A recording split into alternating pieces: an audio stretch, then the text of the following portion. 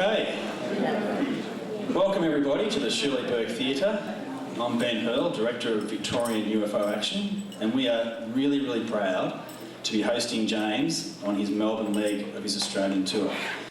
He really is the man that's out there making the films that we all want to see, bringing this subject out to the light, doing it in a way that is credible, talking to the people who need to be spoken to.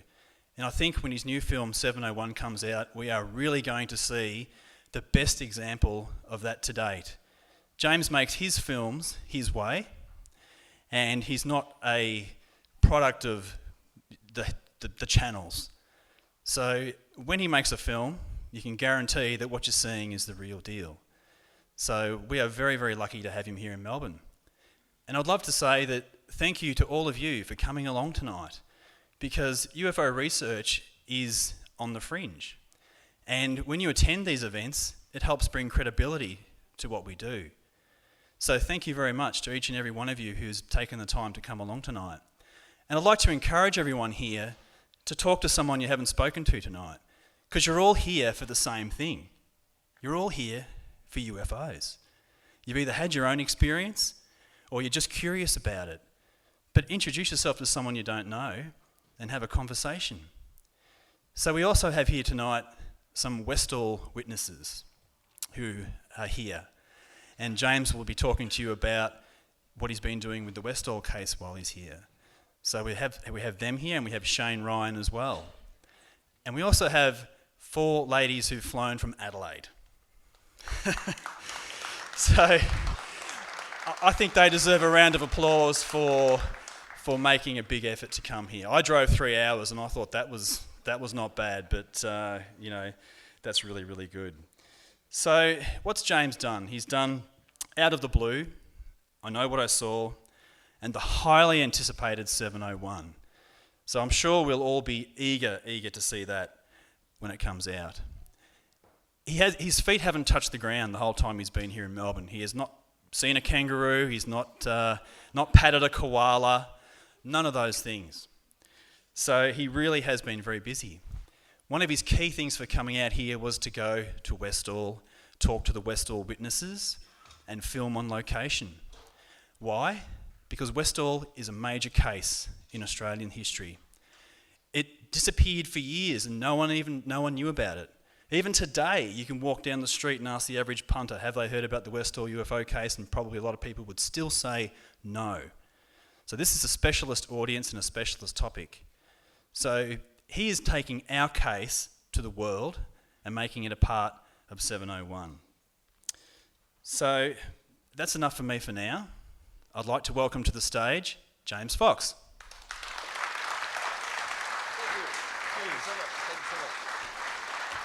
Thank you very much. Are you guys ready for a 10-hour odyssey? You guys bring like food and water and stuff like that? It's going to be like, good several hours. Before I get started, I would love to take a moment. There are a lot of moving parts to put an event like this on, and there are a lot of amazing people that were working tirelessly behind the scenes. I don't know if they're all in this room, if they could stand up for a brief moment so we can all give them a little acknowledgement. We got Shane Ryan, James Rigney, Irene. You guys, they're here. Stand up for a moment. Shane is, honestly, I could not have done any of what I've done without the help of all these people, and I want to thank each and every one of them. And I want to thank you guys as well for your support and showing up to this event.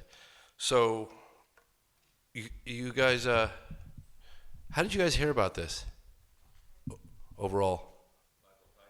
Paper? Local paper? Radio? TV?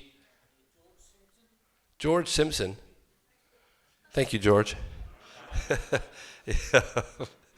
Very exciting as well to have the Westall witnesses here tonight, because I tell you, as someone who's gone around the world and met with quite a few witnesses, that case is absolutely phenomenal. Westall is pretty phenomenal, man. I mean, it's right there at the top just because of the sheer volume of eyewitness testimony. The fact that the duration of the encounter was 20 minutes with over 200 witnesses and a school teacher and burn marks on the ground. I mean, it's an amazing case. So I'm going to start off a little bit because, thank you, Kate, you got the lights. I don't consider myself a UFO researcher, to be quite honest with you. And I'm always surprised when I get invited to give presentations. You know, we can have a little light there. I'm just looking into the darkness right now. I like to see people's faces a little bit. You know what I mean? Kate, hello? Just a little bit. You guys okay with a little bit? Otherwise, I'm talking to a void, you know? I'm a personal guy. Yeah, there we go. That's great. Where was I? So I don't really necessarily consider myself someone who's like a Stan Friedman or a Bill Chalker guy. I'm just a citizen who decided to do something about this phenomenon. I felt that everyone was entitled to know what's going on and be briefed on what's going on. And it kind of pisses me off, quite honestly, that we've been kept in the dark about this. So I just decided to do something about it. And I never really thought that anyone would be interested in hearing my story. In fact, remember the first time I gave a public presentation, I was like, I was fretting over the whole thing, like, what am I going to talk about? And I had it all drafted up really methodically, and I had this little PowerPoint. And I got up there, and my presentation was so dry. I got about 3 minutes into it, and I was like, you know what? This is not me at all. I'm just going to talk about my personal experience behind the scenes of producing the films that I've done, because people seem to really react to that. Because believe me, there's a story behind every interview in every one of the films I've done, and sometimes quite hilarious stories and quite frustrating stories. So what I decided to do is put together a presentation. How did I get here? Well, I have a little video that I put together, and it's just some media coverage that I've gotten over the years, and I thought it was a nice sort of opener that sort of touches on, you know, over the last 17 years of my media and my journey a little bit. And so I put this together, and I thought that I'd play that first, and then we could hit the pause button, and then I'll just sort of rewind and talk about, you know, how I got started and the resistance from my family, because, boy, it was great, very great. I had a mainstream journalist as a father. So let me press play on this, and you guys, this is just a short little video of some of my media coverage, but it's good fun, and you'll see some of the, you know, my journey. For about a decade, documentary filmmaker James Fox has focused on UFO sightings, in part because he had one. Tonight, his latest film, Out of the Blue, premieres on the Sci-Fi Channel. He joins us from San Francisco. Thanks for joining us. Pleasure to be here. Why do you think the government doesn't want that info out? I would imagine, this is informed speculation, if there were objects of unknown origin that could penetrate very sensitive airspace and fly rings around our fastest jets, those in a position of power wouldn't want to kind of relinquish that information to the general public for possible fear of causing another War of the Worlds announcement, which happened in 1939 with Orson Welles. Now, CBS 2 News at 11. It's a debate that has raged for over 50 years. Are UFOs real? 95 to 97% of all UFO sightings can be explained away in down-to-earth prosaic terms. There's a remaining 3 to 5% sightings that have been made by extremely credible observers of very incredible things. James Fox is an independent filmmaker who spent 3 years and traveled across 6 countries to create a new documentary called Out of the Blue. Я летчик-истребитель. Я знаю многие типы летательных аппаратов, но это ни на что не похоже. In his film, Fox contends that many of the cases our government either denies or can't explain have been made by people working for the government. Trained military personnel, trained radar operators, airline pilots, military pilots. These people are trained to know what flies around in our skies. They also have access and they're privy to some of the most state-of-the-art technology that we're dealing with today. We had ground visual, ground radar, airborne visual, and airborne radar. Is there life beyond planet Earth? 2 Bay Area men get ready to show their evidence to the world. Now we are talking aliens today, and Out of the Blue is an award-winning documentary that tells us all that UFOs might not be the myth we think they are. Take a look. It is definitely coming this way. 50 years of official denial are coming to an end. There's nothing to hide. There's nothing to hide at all. Nothing to hide at all. For the first time anywhere, hear all new testimony from the highest levels of our government. This is not science fiction. This is science fact. The evidence is credible. The conclusions are incredible. Sci-Fi presents a world broadcast premiere, a Tuesday declassified special, Out of the Blue. Premieres next Tuesday at 9, only on Sci-Fi. Now, you are a believer in UFOs, correct? Well, let's put it this way. The high-ranking military officials that I've spoken with from around the world tell me that they're real. So based on that evidence, yes, I do. Incidentally, I was a private pilot, so I have some familiarity it with glided the over my house, and there was we saw absolutely no noise. What I thought to be a kind of a boomerang shape. 4-4, just confirming that all the passengers can see this aircraft. How would you describe the acceleration? Probably the speed of light. I would go ahead and feel the craft, which was warm.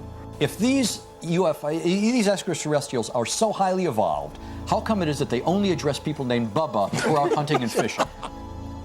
I'm Fife Symington. In 1997, during my second term as governor of Arizona, I saw something that defied logic and challenged my reality. I saw one, but I don't know where it just disappeared. And the saucer flew right over him and put down 3 little gear and landed out on the dry lake bed. Next on Larry King Live.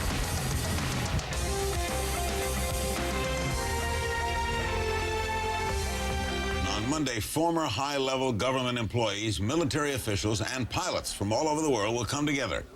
They'll discuss their own UFO sightings and encounters, and they'll do it at the National Press Club in the nation's capital. This is when we first saw the UFO. This is when the pilot saw the UFO. This is when the military guy saw the UFO. Performing speeds and maneuvers significantly in excess of anything that they'd seen military jet aircraft perform. Physical traces on the ground from the craft were confirmed by the local police.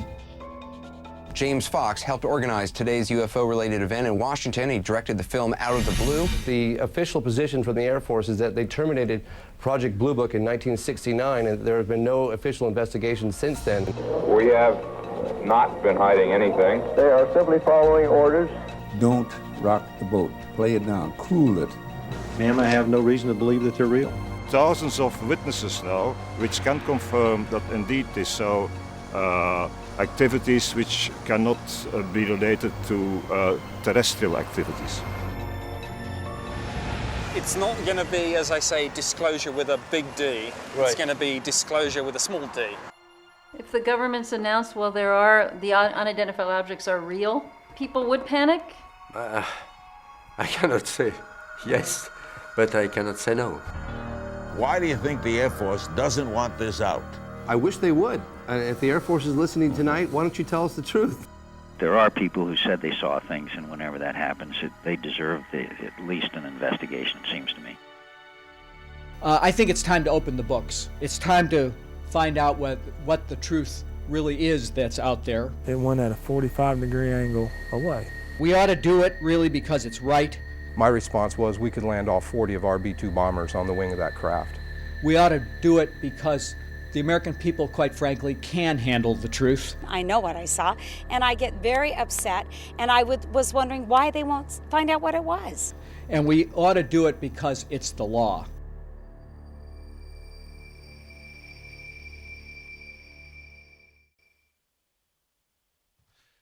So, that was, yeah, a little flashback there.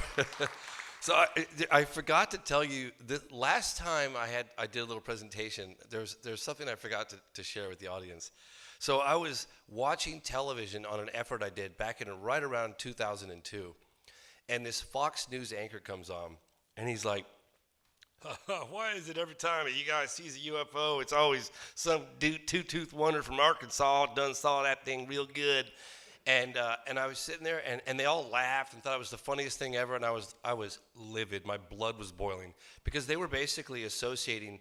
They hadn't even looked at the evidence. They hadn't even looked at my movie, and they were dismissing the whole thing, talking about Bubba. I'm like, have you even watched it? If you want to watch it and have intelligent conversation with me, fair enough, but don't just dismiss it. So I took that video recording of that that guy, the anchorman, and I was like, very funny guy, real funny. Like this, and I recorded it, and I sat on it for 6 years.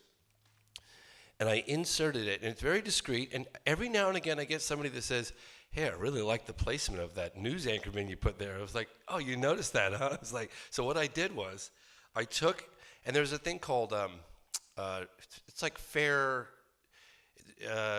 if it's newsworthy, you can just basically take the news and you can put it in a documentary, and it's like, it's a bit of a gray zone, but you can generally get away with it for broadcast. Fair use, thank you very much, exactly the word I was looking for. And so I took it and I juxtaposed it right next to the governor of Arizona talking about his sighting. So you go from like this guy making fun of Bubba to cut to governor of Arizona. And there's every now and again someone looks at me and goes, I really like the way you placed that. I was like, that was very strategic, and I thought about that for 6 years. So, I don't know, I just saw it in here and I forgot to mention it last time.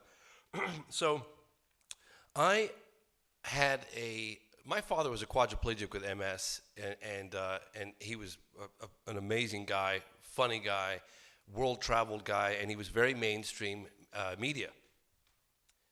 And this is him, right? This is my father in the wheelchair. That's Stephen Hawking, and there's me in the corner over there. And we would travel around the world together, and I was my father's legs. I was his secretary. I was his nurse, his chauffeur. And it was great. And I remember a lot of times, people were like, oh, you're so lucky you get to travel around the world. I'm like, you try traveling with, a 200-pound quadriplegic and see how well that works out. It wasn't like, I'm not complaining, but it was a lot of work. We had a lot of fun together. And when my father heard that I was interested in UFOs and that I was going to make a documentary on UFOs, he was so disappointed. I remember him saying, son, there's nothing to it. You're wasting your life. You really are going down, I think exactly what he said is a dead-end street. And please reconsider. In fact, I was born in England. We have a lot of my family live in England, and then they married some French people, and they're in France, and blah, blah, blah. And he actually had them writing me letters, and my grandmother writing me letters to reconsider and don't go down that path. What they didn't know is that I'm a Taurus, and so I'm really stubborn, and that just fueled my fire. In fact, that probably propelled me or gave me the incentive to really actually try to prove them wrong. And I remember saying, like, I'm going to do this with or without your help, Dad. You know what I mean? And I think he said at one point, I got involved with a very distinct sense of paternal obligation, which I thought was kind of funny. And but I slowly, well, let me talk about this. So I eventually took my father to an interview with me. I did a film. I did my first film, and in fact, every time I finished my first movie on UFOs, I'm like, I'm never doing another UFO film again. Absolutely, like, okay, that was a horrible experience. It was incredibly difficult. I've got distribution for it. I'm done, and I've learned now not to say never, because one thing leads to the next. But I had tried to get an interview with Gordon Cooper. And in the mid-'90s, he had been slightly public. I think he'd gone out on a show called Sightings, and he'd done some other things. So I'd made requests to get an interview with him, and lo and behold, to my absolute amazement, he responded with a yes. And so I decided to take my father along, because normally I go with him when we do interviews. But I took my father along, which is actually quite a bit of work to have him along with me, but I really wanted him to hear this testimony firsthand. It's very different when you meet the actual witnesses than you just reading about them or seeing them on television. That's why I always love to come. That's another amazing thing coming to Westall is meeting the witnesses and going to the location. So I decided to take my father with me. So he came. Hang on a sec. This is just one of those. This is what I was dealing with my father, basically. Yeah, I kind of want to share that with you. Right. I mean, that's the kind of, it's always the giggle factor. Didn't anybody see Channel 10 when I did Channel 10, then we did that Channel 9 short piece. Did anybody see that? I didn't realize it, but they had that green screen behind me, or that white screen, and there were like these discs flying around and the eerie music. It's just like, it's so typical, right? It's like, but yeah.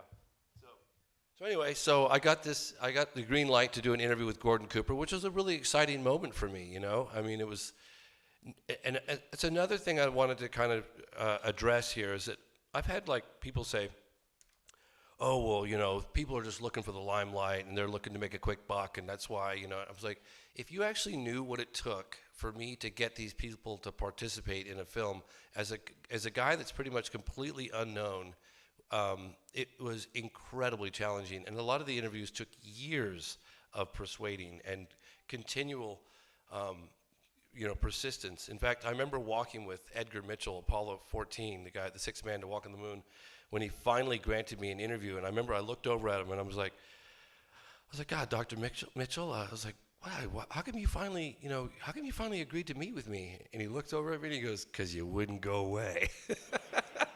I was like, okay, well, I guess persistence pays. And so anyway, so when I got a green light to interview Gordon Cooper, this guy was an iconic figure of my father's generation, so I decided to take my father with me. There's my father and Gordon. And Gordo talked about this incredible... You guys, is anybody out there familiar with the Gordon Cooper case at Edwards Air Force Base?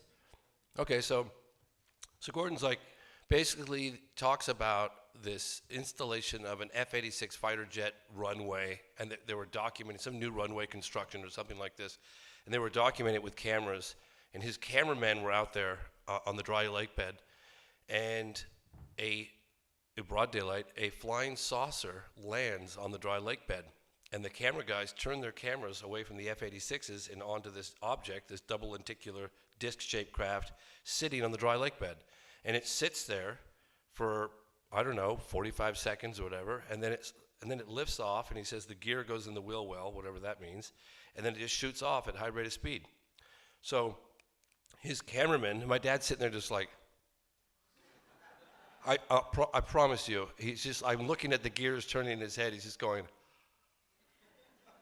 because there's nothing ambiguous about that sighting, right? About that, and the fact that it was captured on video or film at that time.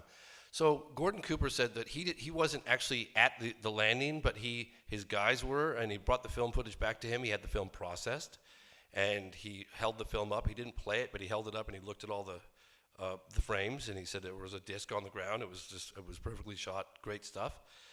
And during this time, he was getting higher and higher up the chain of command, eventually with someone at the Pentagon, and they sent a courier jet out to Edwards Air Force Base and put the film footage in a pouch, handed over the courier jet, pooh, off it goes, and guess what?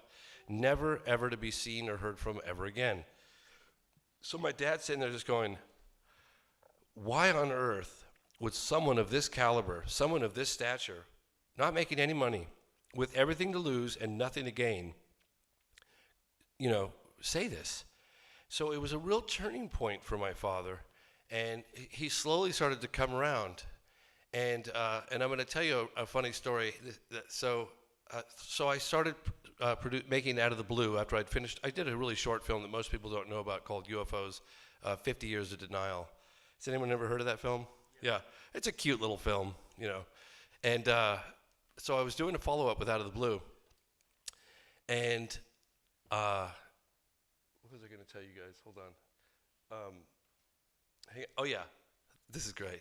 So I had spent probably, for my first film, 50 Years of Denial, anything that I did not succeed with, that I sort of fell through and didn't actually accomplish, I picked back up again when I was doing Out of the Blue. And I had sent Jimmy Carter probably letters for about 4 or 5 years, and it was just denial, denial, denial, no. So finally I was like, look, man, I need to go to plan B here. This is not working out. So I decided to look at his itinerary and find out if he's going to be anywhere near where I am. So this is really funny. Really funny. So I find out that he's on book tour, and he's going to be speaking at Stacy's bookstore in San Francisco. So I was like, okay. So I talked to my co-producer, this guy Tim Coleman. I was like, hey man, we should go to this book signing, and you know, we should just like, you know, pretend like we're media and just, you know, pop the question on him. So my dad actually was like, hey, well let me come. I want to kind of go, but that's, you know, it's kind of a big deal taking my dad, you know, because it was just a lot of responsibility. But it turned out to be the best thing we ever did. We took my father to this, and I brought a camera, I brought a microphone, wireless microphone. I brought my father, this guy Tim Coleman, and myself. And when we get to Stacy's bookstore, it's a 2-level library kind of place, or bookstore. It's on two different levels.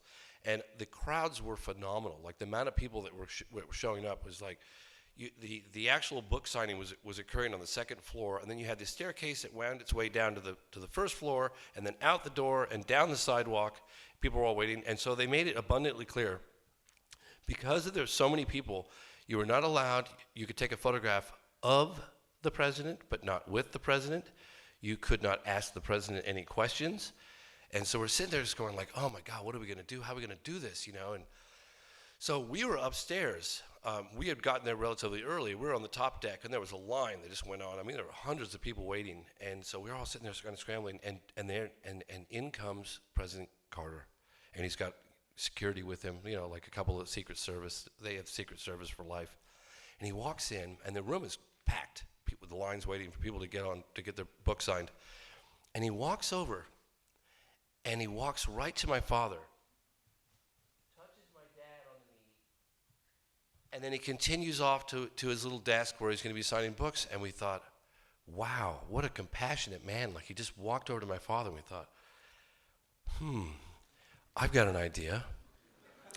So we grab my dad, and we take him to the back of this bookstore. You could never get away with this post 9/11. Trust me on this one. I'm wiring my father up with a wireless microphone, okay? Yeah, wiring my dad up, and we're literally in the back of the room. People are like looking, going, what the hell is going on back there? I'm like grabbing this guy in a wheelchair, and I'm putting things on him, and taking cameras out of these boxes, and getting stuff up. And my buddy Tim Coleman, I said, okay, Tim, here's what we're gonna do. We're gonna buy as many books as money we have on us. I'm gonna stay in the back here. You're gonna wheel my father up to the front desk, and we bought as many books as we could get. We just had a big stack of books on my dad's lap, and we were like, that'll give us some time, because you can't sign 8 books instantaneously, and he's not gonna say no to a quadriplegic, right? So I'm like, I'll be in the back of the room, and hey, I gotta get a second microphone.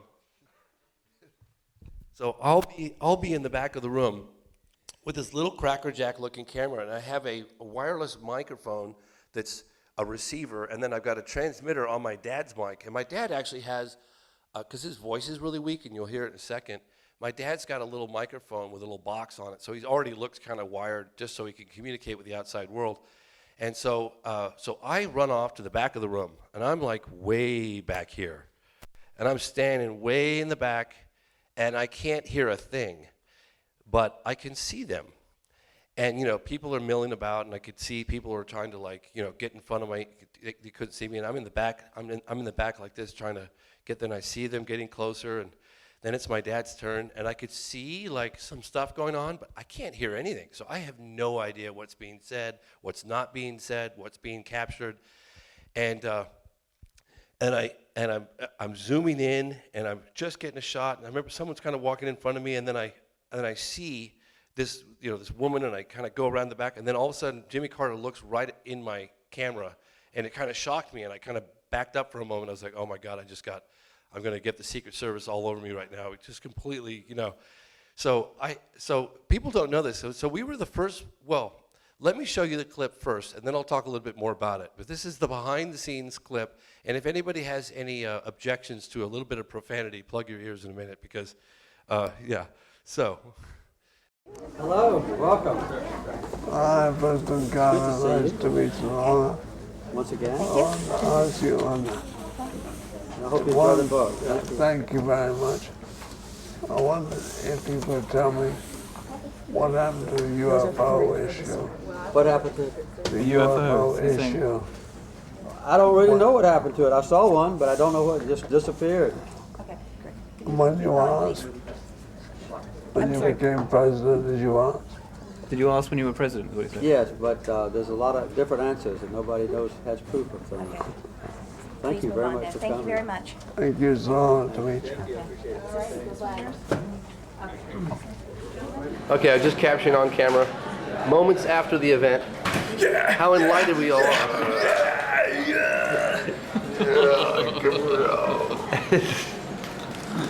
That was most outstanding. Sorry, I just have to say that. Here we are. Starbucks of all places. Hey, man. Okay, give me 5. Give me 5. What do you have to say for yourself, Dad? The president.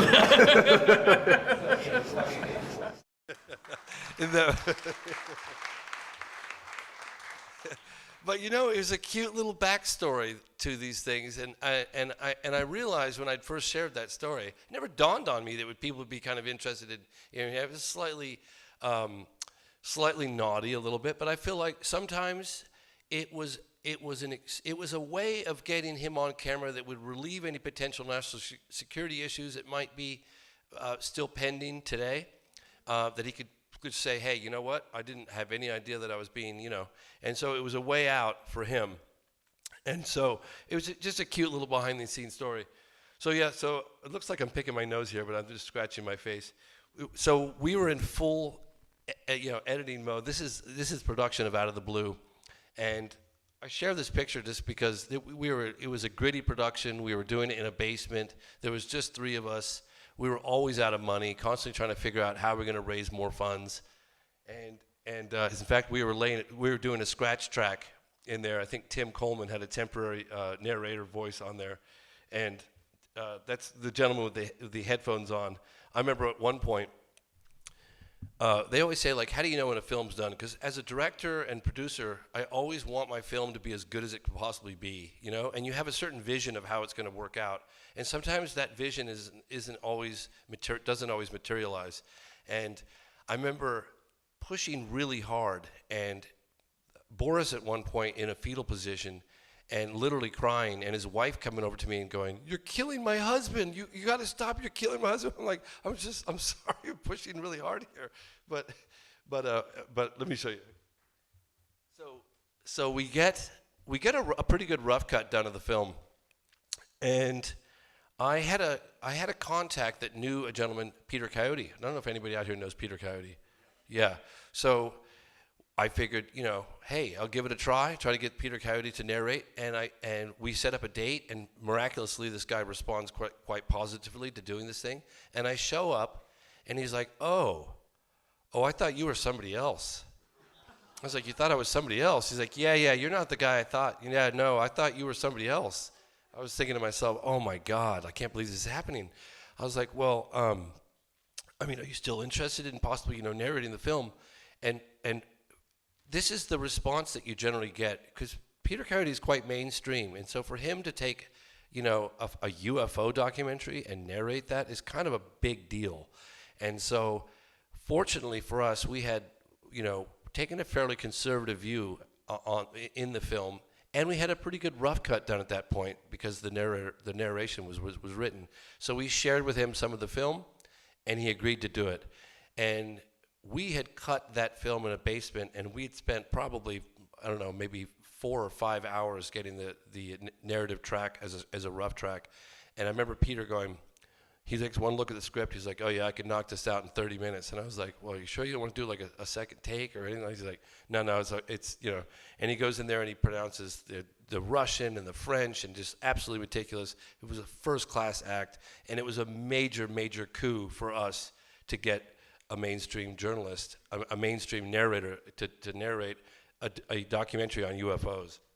And so this was my first meeting with the guy, and I remember thinking, this guy's gonna there's so many encounters I have where people are on the brink of walking away. And this Peter narrating Out of the Blue, which I don't know if you guys have all seen Out of the Blue or not seen Out of the Blue, but it really adds another polished level of, do you know what I mean? It was the first major coup for us. Now keep in mind that we do all the films I do on my own. In other words, I have no idea who the distributor is going to be. And when I set out to do Out of the Blue, I remember one time, my mother had just died.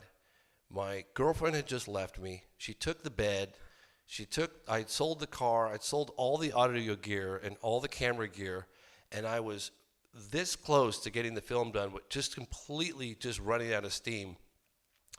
My online editor, Boris Zuboff, I was telling you, was seriously in a fetal position. His wife was telling me I'm killing her husband.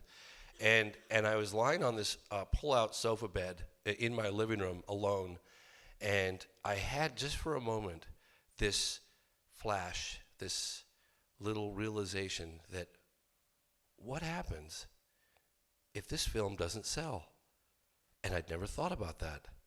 I'd never thought that that was a possibility. It's kind of like you're sitting at the poker table and you grab all your chips and you push them in on one bet, and I was like, oh my God, I could really, you know, and it was quite honestly, it was a very scary realization. Really scary. And I remember thinking, it was a very dark moment for me. It didn't last, fortunately, too long, but it was like, wow, I might not. And, hang on. Sorry, this thing's usually at my, oh, this is really funny. I totally forgot about this. So we get the film done. I get a pretty good rough cut. I get a website. But I don't have an agent. Nobody knows who I am, like barely. And so I decide to do a little what's called guerrilla marketing, right? What is guerrilla marketing? Well, I'm going to show you what guerrilla marketing is. And I just want you to know that I got to this location in Rockefeller Center at about 4:30 in the morning. And I'll show you. You'll see me. You'll see me in the clip here. Back now at 7:30 on a Monday morning. It's the 13th of January, 2003. Hearty crowd of people outside our studio this morning. I say hearty because we've got some low temperatures here in the Northeast relative to other parts of the country. Chris Cimino tells us it's going to struggle to get out of the upper 20s all week long as we get a little cold blast from the north. Meanwhile, inside the to the southwest, temperatures in the 70s there. That's a quick look at the national weather. Here's a look now at your local forecast. Outside Studio 1A, I'm Matt Lauer. Katie is in Riyadh, Saudi Arabia, where, Katie, I'm assuming it's a little bit warmer this morning or this afternoon, your time. Convenes again today. A mystery author will join us to share a new book that she wants us to read. But Finally had this guy, the security guy, come up to me and he goes, you need to get the hell out of here. Like this. But I tell you, the response was overwhelming. My website got all these hits. I got people contacting me. I did like a radio interview, and it was like, you know, I just went for it. I figured, what the heck, it was free, and, you know, went out there. And I get a phone call. So I get a phone call from somebody at Sci-Fi Channel. You guys are familiar with Sci-Fi Channel? And this guy named Larry Landsman. And he's like, yeah, I've heard about your film production, you know, out of the blue, whatever. And he's like, we'd like to take a look at it. I was like, oh, okay. Sent him the movie, and I get a call back a couple days later, and he's like, yeah, we really like that. We like that film a lot. We'd like to buy it. I was like, you want to buy it? He's like, yeah, what do you want for it? Of course, I have no agent whatsoever. I've never done these types of things before. I was like, well, what do you want to pay? You know, it's like, anybody else would have gone out and gotten an agent. I mean, duh, right? I was sitting there, so I was like, well, why don't you give me an offer? What do you want for it? And we went back and forth for a while, and lo and behold, within, I'd say, probably 3 or 4 weeks of completion, we were signing the contracts with a deal with NBC Universal, and Sci-Fi Channel bought the movie. And it was really, really exciting. They flew us out to Washington, D.C. I don't know if you guys remember at the time, there was a John Podesta. It teamed up with people from Freedom of Information. They held a private screening, which they invited like members of the House and Senate, and they invited Chuck Holt. It's the first time I actually met Charles Holt from the Bentwaters case. You guys know him? He's right there. Yeah. That guy, Larry Landsman's on the far left. And it was really exciting. It was really exciting because, you know, there was an organization, a relatively mainstream organization that had funds and it could do promotional stuff, and they had publicity people, and we got written up in the newspapers and TV Guide, and we did some interviews. It was very, very exciting. And I just remember thinking, God, it's so nice to have like some financial backing and some support by a major network behind you. And it was a very, very exciting time. And so I was telling you about that private screening we had in Washington, D.C., and they had like blue martinis they were handing out to everybody, and we had a private screening and all these people there. It was tons of fun. But I sold the film, and again, I was like, I'm never ever doing another UFO film again. I'm so done with it. I can't tell you the level of exhaustion and the financial stress, and trying to get the witnesses. But in the back of my mind, the film never quite materialized to the film I wanted it to be. Do you know what I mean? Like what I was talking about earlier, when you set out to do something and you have this certain vision of how you want it to be, and then when you see it materialize and you look at it and you think, this could be better. I know I could make this better. But you're out of steam, your team's out of steam, you're totally broke, and you just have to take the bird in the hand kind of thing. So I sold the broadcast options, and that was it. And I also have an interest in conservation issues. I met up with this guy. This guy's phenomenal. He's an old World War II pilot. Believe it or not, he had an incredible UFO sighting. And I did a short little film called The Good Fight. And I went flying with this man in this old 1951 tail dragger Cessna, and we documented like illegal logging in the Sequoia National Monument, and we produced a little film together. I went down the Grand Canyon with him. This guy right here, Martin Litton, was one of the guys responsible for saving the Grand Canyon from all these introduced dams. It was a wonderful little break from UFOs for me, and I had an amazing time. This is the plane we flew in. We would literally fly over the giant Sequoia National Monument, which he helped create. 50% of the world's remaining trees lie in this monument, and he helped me create it. And we were flying over it, and before we got on the airplane, I said, gosh, Mr. Litton, with all due respect, I just, you're kind of old and everything, and I just thought that maybe, in the unlikely event that you have a heart attack or something, maybe you can give me a little primer, show me how to fly your plane, So I was flying remote control planes at the time, so I had a little bit of an idea, so he gave me a quick crash course, and we produced a great little film, and it was a nice little breakaway from UFOs, because I do have other interests too, Yeah. So, about 3 years later, to the day, I get a letter from NBC Universal, and NBC is like, "Dear Mr. Fox, we just want to inform you that we will not be renewing your broadcast options. And thank you very much. It's been a great run, NBC." So what that meant was I now owned Out of the Blue again. So I was like, I own that again. It's been 3 years. I was like, gosh, there's a couple of things about that movie that I never quite got right. For instance, again, I don't know if you guys have seen this. There's the Phoenix Lights case. Do you remember the governor of Arizona when, I don't know if I'll quickly brief you guys. It was a massive sighting. It was in the late afternoon, early evening, and it was a massive UFO, and other UFOs, many UFOs, but one really massive UFO that flew over the state of Arizona from the north all the way to the south. Incredible case. And people were out under the night sky to get a glimpse of the Hale-Bopp comet. So many people witnessed this object. And the governor of Arizona, Fife Symington, I included it in Out of the Blue. He said he comes forward and he's like, we're gonna launch an investigation and we're gonna get to the bottom of this and we're gonna find out if that was a real UFO or what's going on. And then later that day, he holds an unscheduled press conference where he has one of his aides dressed up in an alien suit. And it's like, isn't that funny? We figured out who it was. Yeah, isn't this funny? And like poo-pooed everybody. Now, I had met with a lot of the witnesses personally. I was so offended by that little stunt that he did that in the back of my mind, I was like, I really want to get to this guy.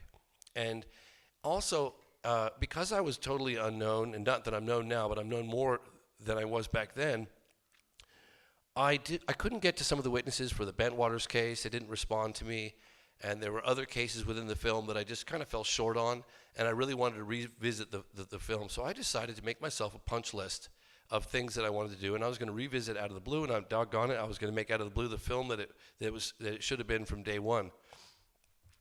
And I remember the very lady that I was killing her husband. Remember? Her name is Patty Zuboff. Thank you, Patty. I like Patty very much. And I had proposed the idea of doing this. And she's like, have you lost your mind? Like, you produced that film. You sold the film. The film's done. I was like, yeah, but it's not like really. It could be so much better. I can make it the film it never was. So I do this punch list. Right at the top was President Bill Clinton, because he was president. I talked to people at Luke Air Force Base at the time, which is in Phoenix, Arizona. They told me they went to some like DEFCON 3 alert, which if that was the case, the president would be notified. It's kind of like full-blown invasion kind of thing. So he was on number 1. My number 2 was Fife Symington, the governor. And then number 3, I had like witnesses at Bentwaters, and I had some follow-up witnesses for the Phoenix Lights case. And so I started checking away. And I remember my buddy, Boris Zuboff, and he goes, man, you know, I don't even know why you're going with it. He goes, you don't have a snowball's chance in hell to get Fife Symington. And I was like, well, you know, I'm going for it. So this is the little stunt that he pulled. Do you guys remember that? Do you guys see that? Yeah, you remember that. That was real funny kind of thing. So anyway, I put together this punch list. I actually raised a little bit of money, and to my absolute amazement, I get a response from Fife Symington's office that he would be happy to meet with me. And I contacted them right back. I mean, I was bubbling over with excitement. And he said, well, I have a house I live in Northern California. I have a house in Phoenix, and I have a house in Santa Barbara. How would you like to meet me in Phoenix or Santa Barbara? I was like, well, Santa Barbara's driving distance for me. I was like, Santa Barbara? When are you available? How's 2 days sound? Done. What time? Okay, I'll be there. So I contact my buddy Boris, who's also my partner on the film project, and he's like, oh, he said yes? I was like, yeah, he said yes. You believe he's going to we get this interview? He goes, well, what's he going to say? I'm like, who cares? Let's go. So anyway, so we grab the camera, we jump in the car, and off we go down to Santa Barbara.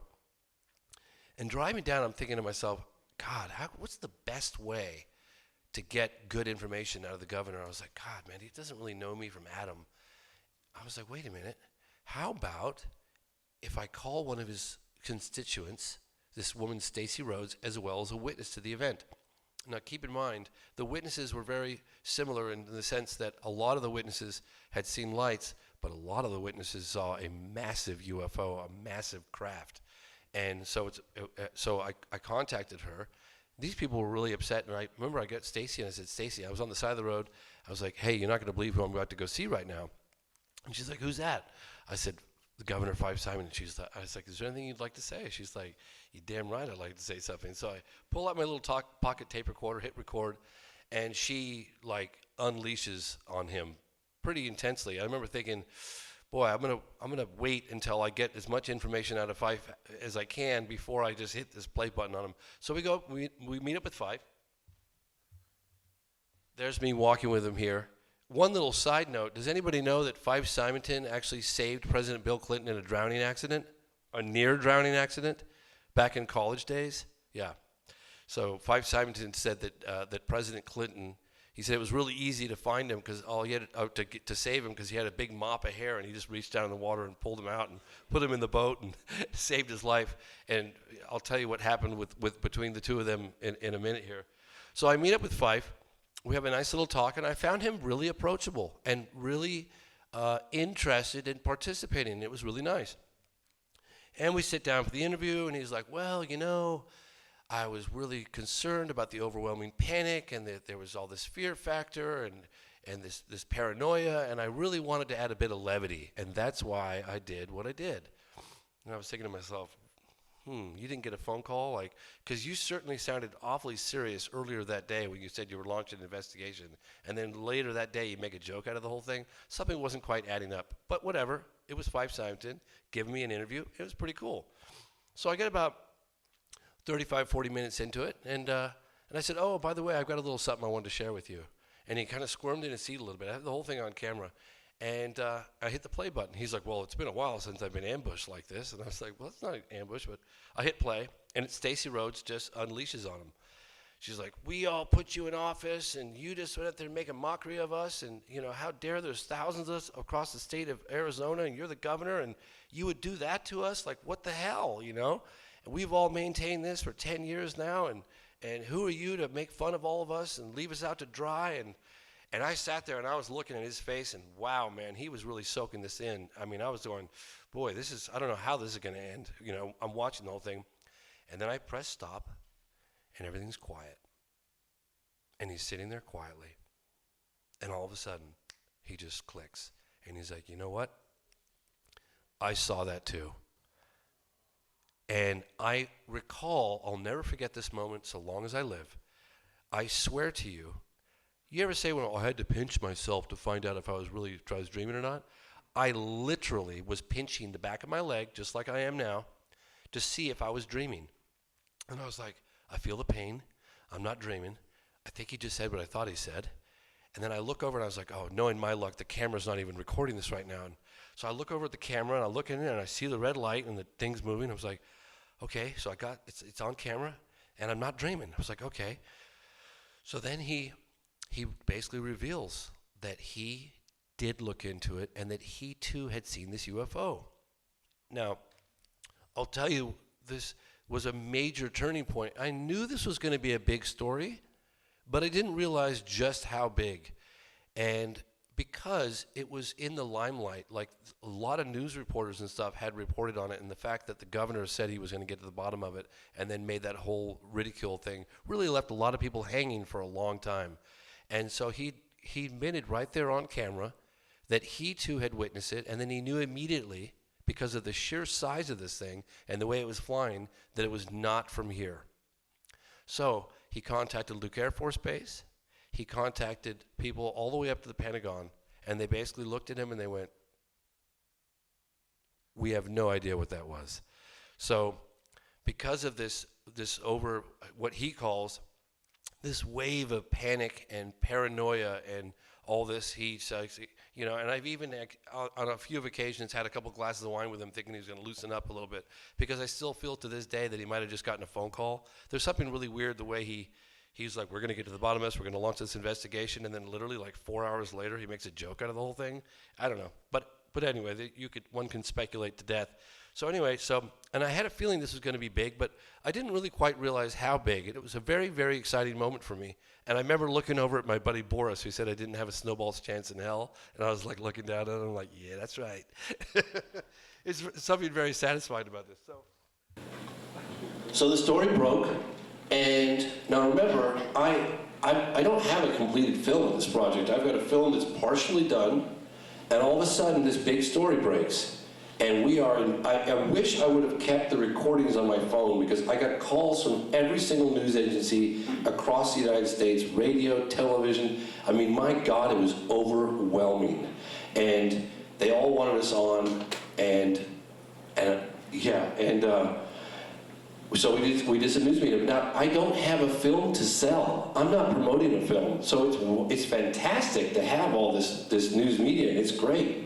But I'm in the middle of production. Now, had I could have kept the lid on this and then finished Out of the Blue and then re-released it with these new revelations, then I could have ridden this wave and had a film to sell at the same time. But that wasn't the case. So, of course, you're going to take advantage of the news media. So we went on Larry King. We went on CNN multiple times. And there's a slight side note that I wanted to tell you guys about. I threw this in there. So. It was incredible. It was a very exciting time, and what it enabled me to do at the time was, because my two other partners didn't quite have the vision that I was having on revisiting Out of the Blue and making it a much better film project, and revisiting all these interviews, because of the news media and because of the fact that I was in the limelight for that period of time, and I knew it was going to be fleeting, because these things you're like the flavor of the week kind of thing. I got new investors on board. I bought out the old partners, and I got to the money that I sold the film was suddenly worth a little bit more because we had all this interest, and so I bought out, and that gave me a little bit of operating funds to keep the film moving forward. So anyway, I didn't tell you guys this earlier, and I'm going to tell you this now because it's a funny story, my Buzz Aldrin story. Do you guys want to hear it? Yeah. You guys all know who Buzz Aldrin is? Landed on the moon with Neil Armstrong. So. Rewind back to 1993. I was in Telluride, Colorado. I met some people. They lived in New Mexico, and they were like, "Hey, New Mexico's great. You got to come check it out." It was summertime. I was young, in early 20s. I was like, "Sure." So I go off to New Mexico. I was going to go there for the weekend. I stayed there for a month, and I worked on a film. I was a prison guard for Mickey Rooney, and it was called The Legend of Obie Taggart. And they're like, so Sonny boy, like, you know, what are you interested in? I'm like, oh, here we go. I was like, UFOs. He's like, really? He's like, well, you know, and Mickey Rooney's a pretty famous actor. And coincidentally, I met the other guy who I'd just seen that film, Deliverance. Ned Beatty, I think it was Ned Beatty? Remember that? And I got to meet Mickey Rooney and Ned Beatty at the same time, and I'd just seen Deliverance. I don't know if you guys have seen Deliverance or not. I was like, oh my God. But anyway, so he's like, I'm good friends with Buzz Aldrin. And him and his wife, Jan, started telling me the story about how Buzz had shared these incredible UFO encounters with them. And I was like, God, I would really love to get Buzz Aldrin. They're like, you know what, we're going to help you out with that. So this all goes on for several years. I mean, 5 years. I meet Buzz Aldrin's sister, this woman named Faye Potter, in Kentfield, California. And a friend of mine was bartending, volunteering bartending at a art exhibit and for a fundraising event, and he meets her, he introduces me. Now I'm friends with Buzz Aldrin's sister, and I've got this guy, Mickey Rooney, out there batting for me. Long story short, we get an interview. I get an interview granted by Buzz Aldrin, and he said it's going to be in the south of France because he's on book tour. Well, obviously, you know, when you've got a guy of his caliber agreeing to meet with you, if it's the south of France, it's the south of France. You're not going to say, I can't do it in the south of France. So I borrow a bunch of money, and off I go with 2 other people to the south of France. It's in Monte Carlo. Has anybody been to Monte Carlo? I've never been to Monte Carlo. Monte Carlo is the most expensive place. I remember walking down the pier and seeing these big fancy boats with helicopters on them and thinking, I can't even afford that anchor. Like the anchor that holds the boat to the water, I can't afford that. And he kept putting the interview off, like, oh, we'll do it tomorrow, we'll do it tomorrow. Well, I found the cheapest hotel I could possibly find was $400 a night. I was hemorrhaging money, just dying, right? Just going, Jesus. So I remember, like, probably day 3 or day 4, I was like, God, Mr. Aldrin, I was calling, every day I'd call him. I was like, Mr. Aldrin, you know, all due respect, I traveled all this way, and I can't stay here forever. I mean, you said you're going to give me an interview, and, oh, okay. He's like, okay, tomorrow morning, meet me in the lobby of my hotel at 9 o'clock. I was like, and he goes, no cameras rolling. I said, no, I won't have any cameras rolling, that's fine. So I get down there at about 8:45. I'm sitting there having a croissant, beautiful croissants in France, right, with a coffee, and I'm super excited, because, like, this is the moment. And the concierge comes in right about 9 o'clock, and he's like, Mr. Fox? I said, yes. He's like, you have a telephone call from Mr. Aldrin? It's like, okay. So I get to pick up the call. I was like, hello? He's like, I can't do it. I was like, what? You can't do it? He goes, I can't do the interview. I was like, Mr. Aldrin, why not? And he's like, Paul Allen just invested in SETI and got labeled a UFO nut, and I'm trying to put civilians into space and get this rocket developed and get money from Congress, and I can't jeopardize that initiative. I can't do it.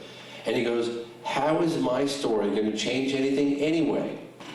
And I'm like, well, you know, it takes people of your stature to help lift this whole phenomenon out of the rut that it's in. Your story is incredibly significant, and your contribution is incredibly significant. So please, Mr. Aldrin, you know, he's like, I'm not doing it.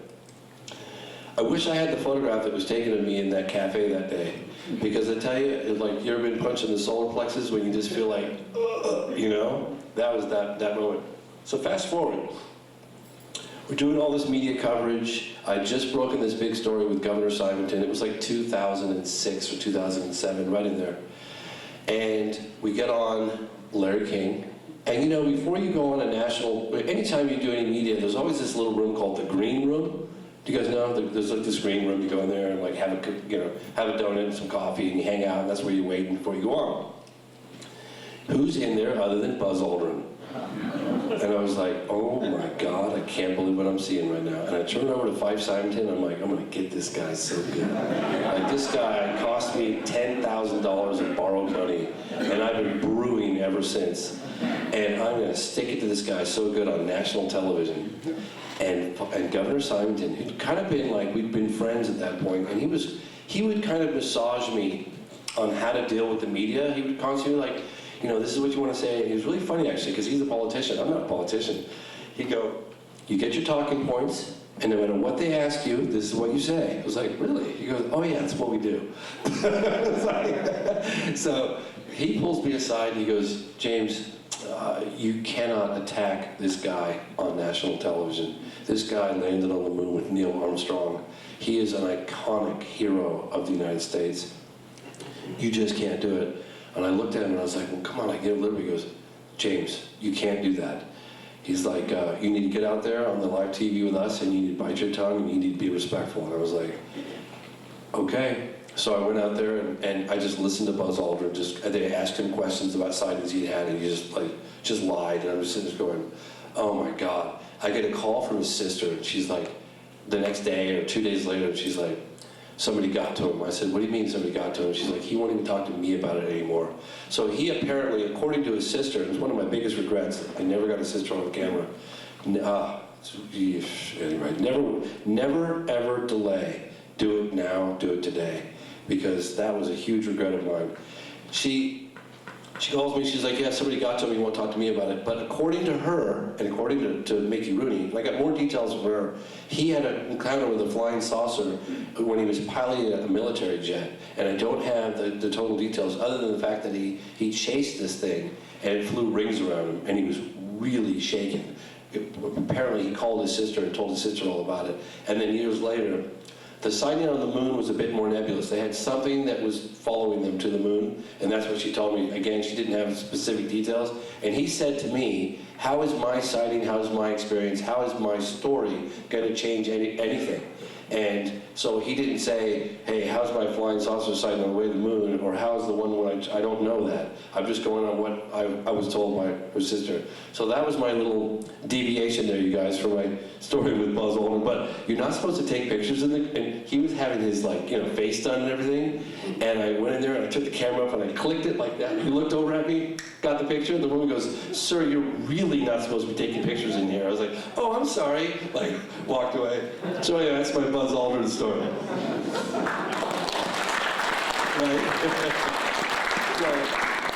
This is my sister Kelly right here, and there's Buzz Aldrin behind us, and Stanton Friedman. You guys all know Stanton, and then there's Fife Symington in the background right there. Yeah, and what a wonderful opportunity. Fife Symington missed. The 90s were pretty incredible. If you think about what was happening with the 50th anniversary of Roswell, with some of the people that were coming forward, some of the witnesses that were still alive. You had Congressman Stephen Schiff. You had the major sighting in the 90s in Africa. You had the sighting, the crash potentially in Varginha, Brazil. You had a lot of hot stuff going on. You had the Rockefeller Initiative. You had Governor Fife Symington. You had the world listening from that sighting in Phoenix. The governor saw it himself. He could have come forward and just said, yeah, I saw that thing too. It would have changed history because the world was listening at the time, but he chose a different path. And I just think that was it was an opportunity that was missed, and it saddens me that it went that way and that it continues at times to go that way. So anyway, that was my little Buzz Aldrin story. So I'm back doing, production for Out of the Blue, for the new version of Out of the Blue, and I'm having a good time, and I'm getting media coverage, and it was quite an exciting time, like 2006, 2007, 2008. I don't know if you guys remember or not. We had government documents that were being released from France. We had England following suit. The MOD was releasing stuff. There seemed to be South America. There seemed to be this movement for transparency, and I was like right in the middle of it, and I was doing media stuff, and I was producing, remaking Out of the Blue. It was a very exciting time. I had a little money, media coverage. I was making a little money on my website, selling DVDs. There are some witnesses. That guy's a Northwest Airlines pilot, the guy with the hat on, and that's his son, and he's a pilot. This is in Phoenix. He said it was a floating city. He said it was so quiet, this thing just floated down the street and was almost dragging on the ground. It was so low. And he described it as being the size of like a mountaintop, like just massive, like a mile across. Could you imagine? Incredible story. So I was doing follow-up interviews with those guys. This is really cool. So again, follow-up interviews for Out of the Blue. I'm interviewing, this is a woman, Sue Watson, and that's Stacey Rhodes on the far right. That's the woman who recorded her voice for Fife Symington on the far right there. And that's Stacey Rhodes and her kids. Now, Stacey was on her front lawn. It was like probably around 8 o'clock, and it was March, I think, 13th, and her children were lying down on the lawn. She was standing there. This craft flew over their house so slowly, she said she thought it was going to land.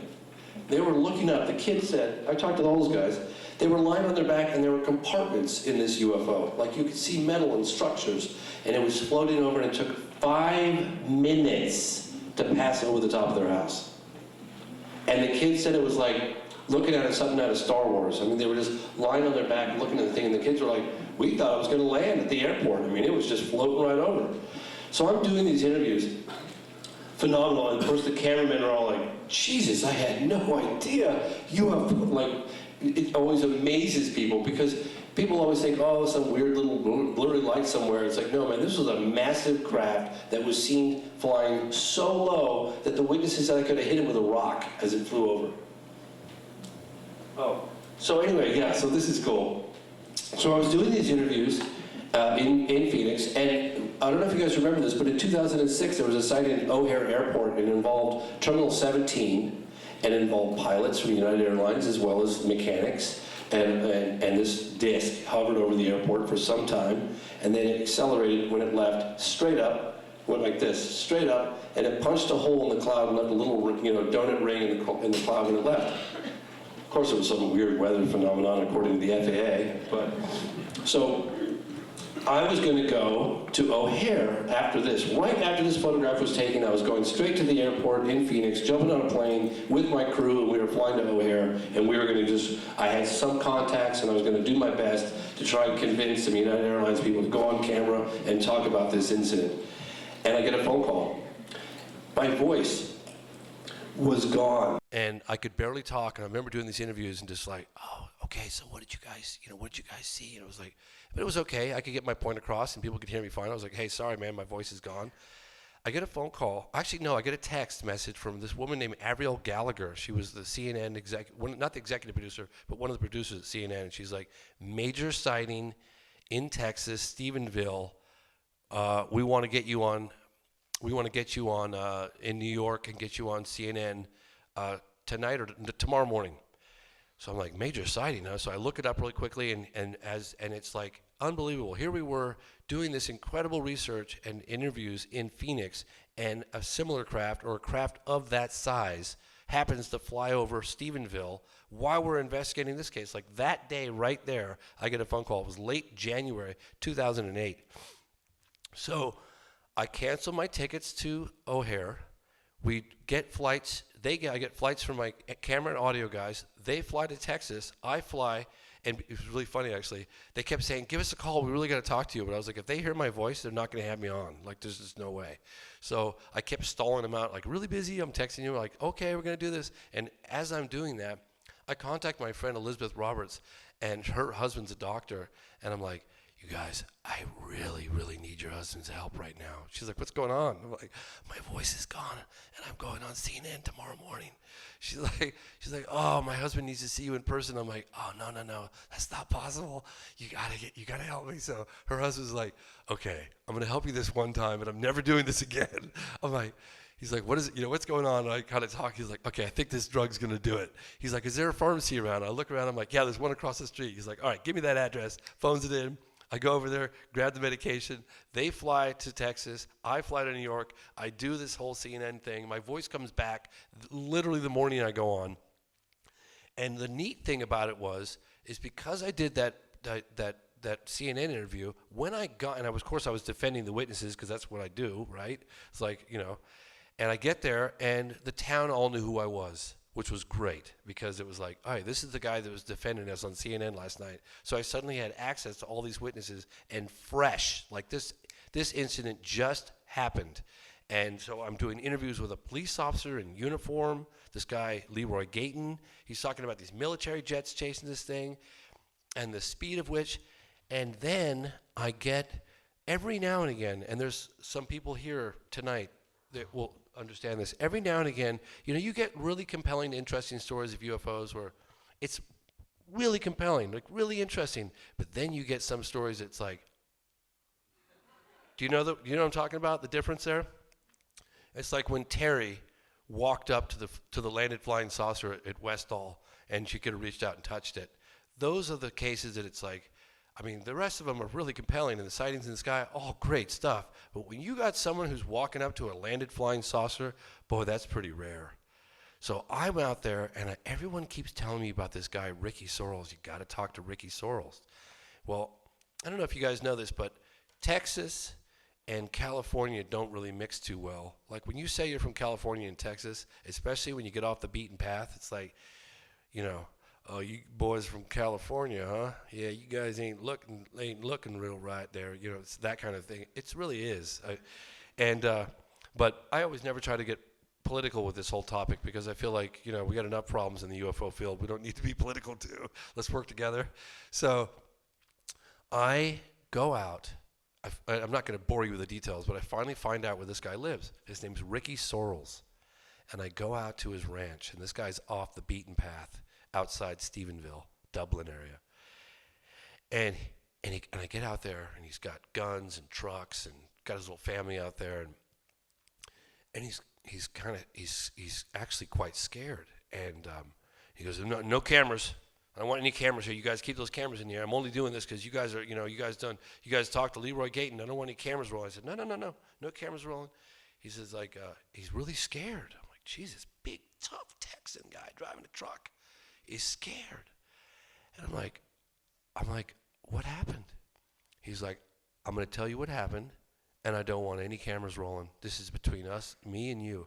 And while I'm with him, people often ask me, do you ever get in a situation where you're investigating a case and you feel like the government comes in and spooks you, whatever? Usually I say no. This is different. When I was with this guy, let me tell you the story first that he tells me. It's like early evening. He's hunting deer, and he's looking down, and he's going through this like grove of I think they were oak trees, and a lot of the oak trees leaves fall, and they're kind of dry, and they make a lot of noise when you're walking through this. Briars is what he called it. And so he was looking down at his feet, trying not to step on these dry leaves to make sound and get these, and scare the deer.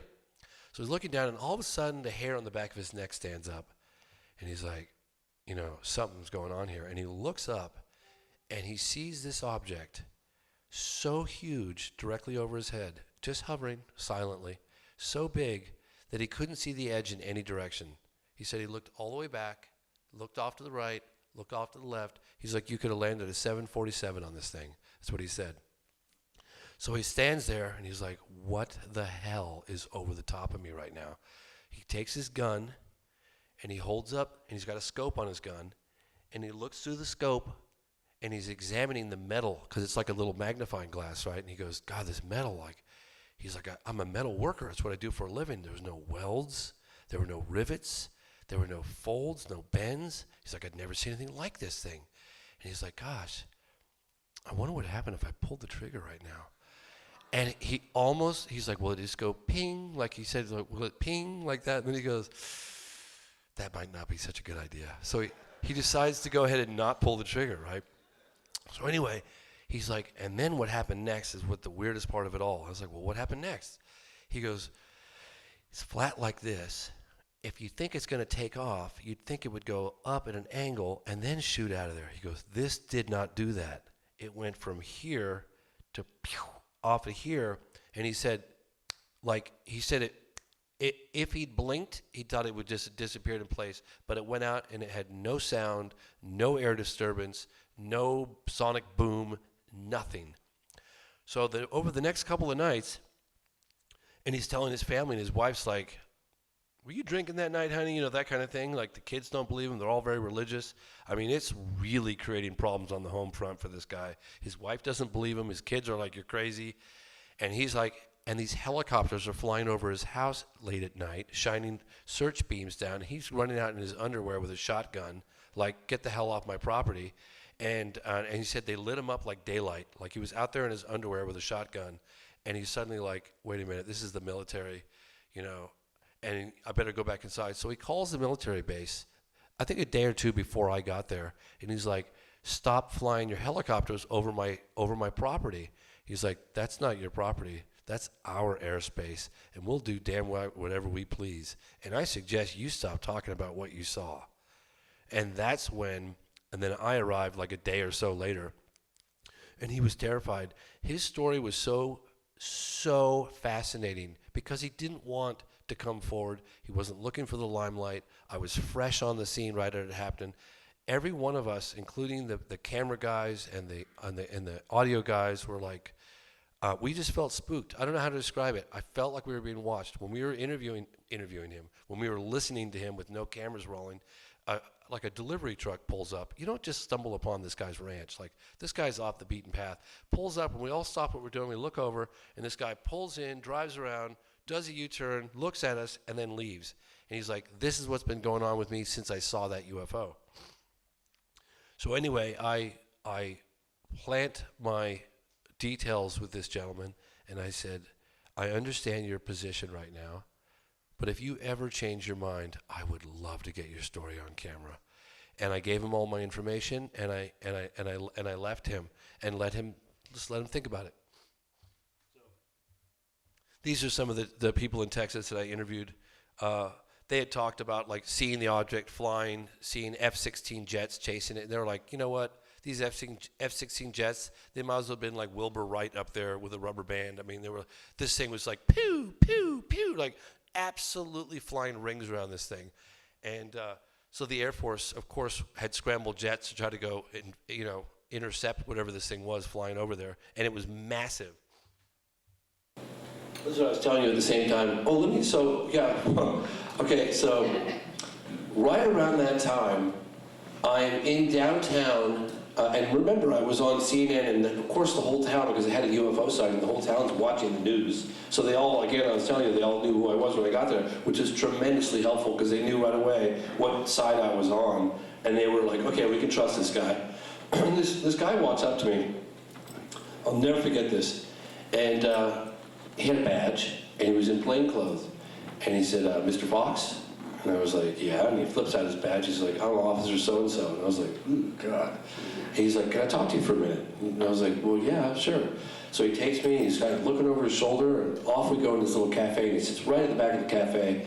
And he's like, I just want to let you know that Ricky Searles is telling the truth. I said, well, how do you know that? And he's like, we saw that thing that night, all 5 of us police officers. I was like, really? He goes, oh yeah, we stopped in the middle of the intersection. It was like early evening. I mean, it was dusk. And this object, he goes, it was the size of 2 department stores. I don't know if you guys know how big a department store in America is, but especially in Texas. These department stores, huge. It was like a floating city. He's like, I took out my radar gun and I pointed it at this thing, and it was doing 22 miles an hour, just floating over the city. Cars pulled over watching this thing, and he goes, and it went off, and it went down this like real lonely 2-lane road, and he goes, I'll tell you what, man, there was a guy in a pickup truck down on that lonely road, and that object was right over his pickup truck. I don't know who that was, but he got one hell of a show. He goes, my other guy that was there, the police officer, had his dash cam, and he pointed his dash cam up and videotaped it. And he said, one of my biggest regrets in life was that we didn't make copies of that video. And the local Air Force base confiscated it. And it never, of course, never saw it. But here's the interesting thing, these side stories. It's always these side stories, because these people aren't trying to sell crazy. They're not trying to get limelight. In fact, they don't want their story known. They don't want to be on camera. They don't want to participate in the documentary. They just wanted me to know. And these are the side stories that really keep me going, that this is what happened, and they want me to know about it, and to good luck with what I was doing. But anyway, so that was a little side story. So this was a pretty exciting time. There was a major UFO sighting. Oh, you guys, I'm kind of distracting here. Yeah. So there was the French releasing their documents. There was a massive another sighting in Stephenville. We were in the limelight because we had the Fife Symington story that broke. There was some. There was the presidential campaign going on. I don't know if you guys remember Kucinich. There was a book written about Kucinich. I'm trying to remember the name of it. It was the actress Shirley MacLaine. And she had written this book and talked about Kucinich's UFO encounter, and so that was being talked about. There was the McCain stuff that was out. John McCain was in my film because we had interviews with him trying to get to the bottom of the Phoenix Lights case. There was a lot going on. This is, I think this is England, yeah, England releasing their stuff. And right around that time as well, it was a very exciting time. I thought, my God, maybe there's going to be enough momentum where we're going to just get some sort of disclosure. Not that I'm a huge proponent of the government disclosure thing. Trust me, I'd like it to happen, but not someone that generally feels that it is going to happen. So I talked to Nick Pope, many of you probably know him, but he investigated UFOs in an official capacity for the MOD. And we were walking in front of Parliament, and to be honest with you, I didn't even know I had the mic on. And we were shooting B-roll. And I said, do you anticipate any kind of disclosure? And he's like, well, James, I don't anticipate it's going to happen with a big D. I think it's going to happen more with a small d. And that really kind of sunk in. It's like, maybe they're slowly trickling out, testing the waters, and seeing. I went on the streets of France right after they had released all that stuff. I did an interview with CNES. CNES is like Centre National d'Études Spatiales. It was like the French equivalent of NASA. And it was like they were basically, it was a big deal. I got this guy, Jacques Patnay. He went on camera and he basically was like, well, we got some UFOs, misidentified aircraft. There are other UFOs that are just too nebulous to know one way or the other. And then we probably have a small percentage of visitation from another world. I'm like, what did you just say? He's like, well, I was like, you can't just say it like that. Like, it was like, wait a minute, back it up. What'd you just say? He's like, yeah, it's a pretty big story, isn't it? I was like, that's a huge story. So we're out in the street in France, in Paris, interviewing the people, and like, nobody even knew about it. It's like 99% of the people that I talked to in the streets of Paris, I spent 2 days just interviewing people, walking on the sidewalks. It was cool stuff. Some of them just most of them had no idea. Could you imagine? It's like, that was a really big statement from an official guy who's currently employed by like the equivalent of NASA telling me on camera that we're probably being visited. It's like kind of a big deal. I thought it was. So anyway, all this stuff's going on, and I decide that I'm going to ride this again. This is like a moment in time. There's a lot of momentum happening. I happen to be the flavor of the week in the media, and I'm going to do something. I'm going to take advantage of that because these things don't last, and let's make the most of it. So I was like, I woke up one morning and I'm like, I'm going to do an event at the National Press Club better than it's ever been done. I'm going to get the top level military and government officials from around the world, from many countries, in official capacities, not civilians, military and government officials, and I'm going to host them at the National Press Club ballroom. I woke up literally one morning, I was like, I'm doing this.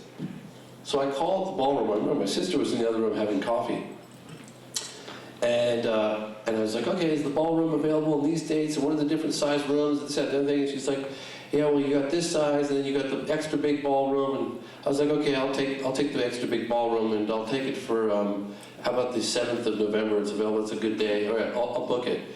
And it was really expensive, and I didn't have that much money, but I had a credit card. I could put a down payment. It was like $500 to secure the room. So I locked it in, and thank you very much. Gave my credit card number. I hung up, and I'll never forget this. My sister's like, excuse me, like, what did you just do? And I said, oh, I just booked the ballroom at the National Press Club. I got this really great idea. I want to do this thing where I get these people. She's like, have you lost your mind? Where the hell are you going to get the money? Like, you're going to fly these people in from all over? I'm like, it's going to happen, I'm telling you. And so the birth of this whole thing was going on. And I'm going to revisit my father in a second. Let's see what the next slide is. Yeah, this is funny. Well, once the boat has left the dock, it's like you've committed to doing something, you've got people arranging flights to come in from all over the place. It's like, oh God, I hope I didn't bite off more than I can chew. I remember starting like kind of panicking, and probably about 3 months into it, I mean, I was committed. I mean, this train was, this was happening. And I was having a bit of a breakdown. I mean, I was having a bit of a panic attack, which I don't usually do. I usually keep my calm pretty well. And I remember my father, he was like, I was like kind of hyperventilating. I was like, what is it? And he goes, son, he goes, Hannah, just hold on, just stop for a second. He goes, what's the worst case scenario?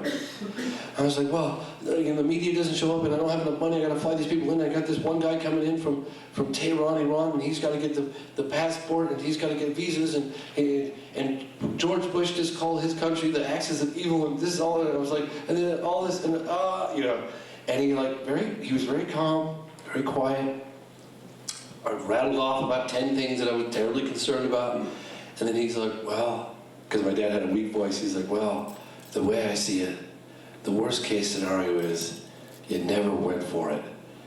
And I thought, that's a really good point. God, you know, a really good point. And that always kind of stuck with me, because people always say, it's like, oh, it's so easy to say, oh, well, you know, you just pick yourself up and keep going. It's like, yeah, but easier said than done, you know. But so I decided to go for it.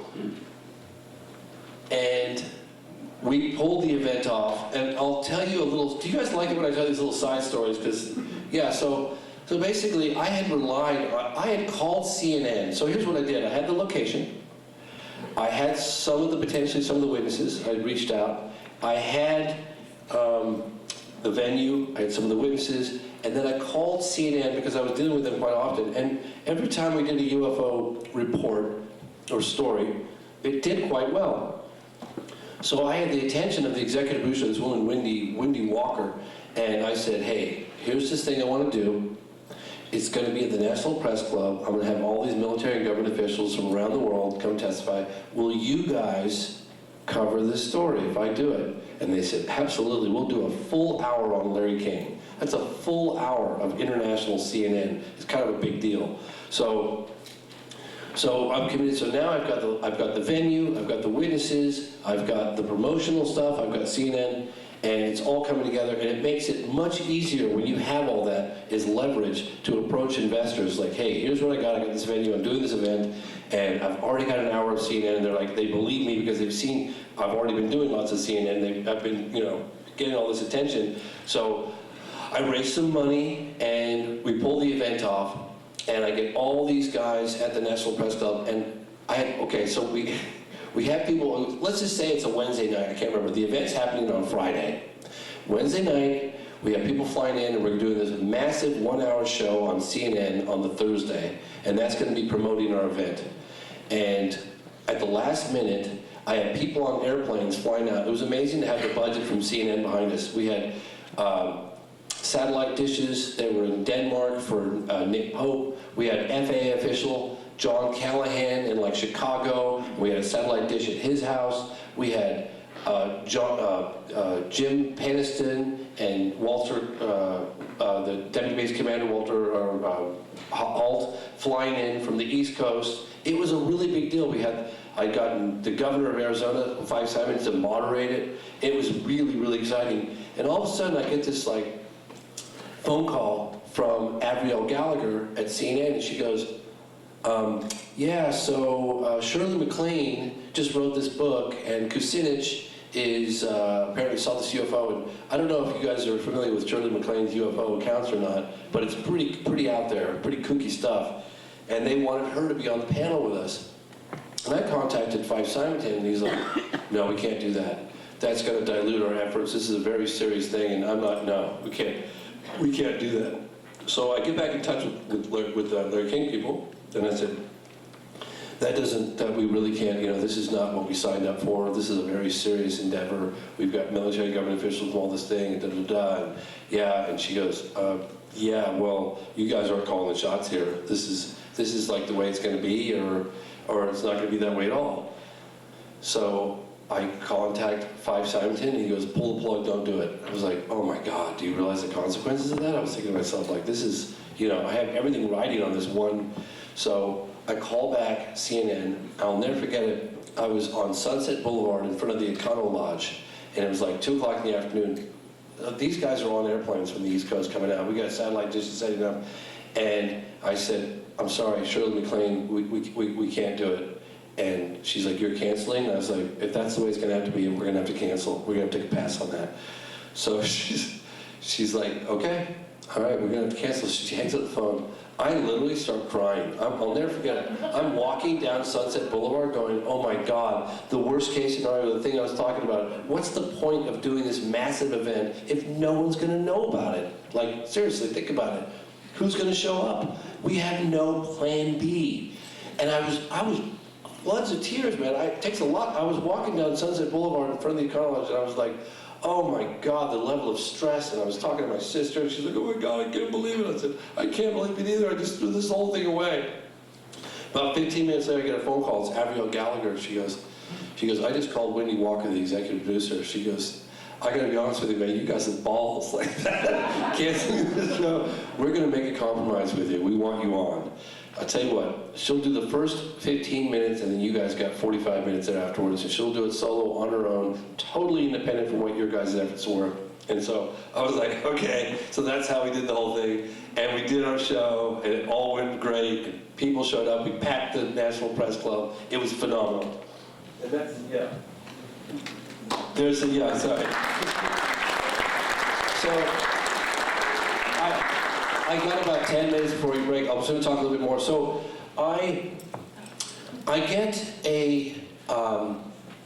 get a couple people. Well, I got a real good camera crew, and I documented the whole event because I was like, this is an historic event. I want to get it documented. I want a high definition video. I want to have a camera crew there because I flew all these people in. So for 3 days prior to the actual event itself, or several days prior, I want to do some filming and after the event, because it's unprecedented to have all these guys in one spot. So I got a camera crew, and I documented the whole thing, and I was like, how am I gonna incorporate that into Out of the Blue?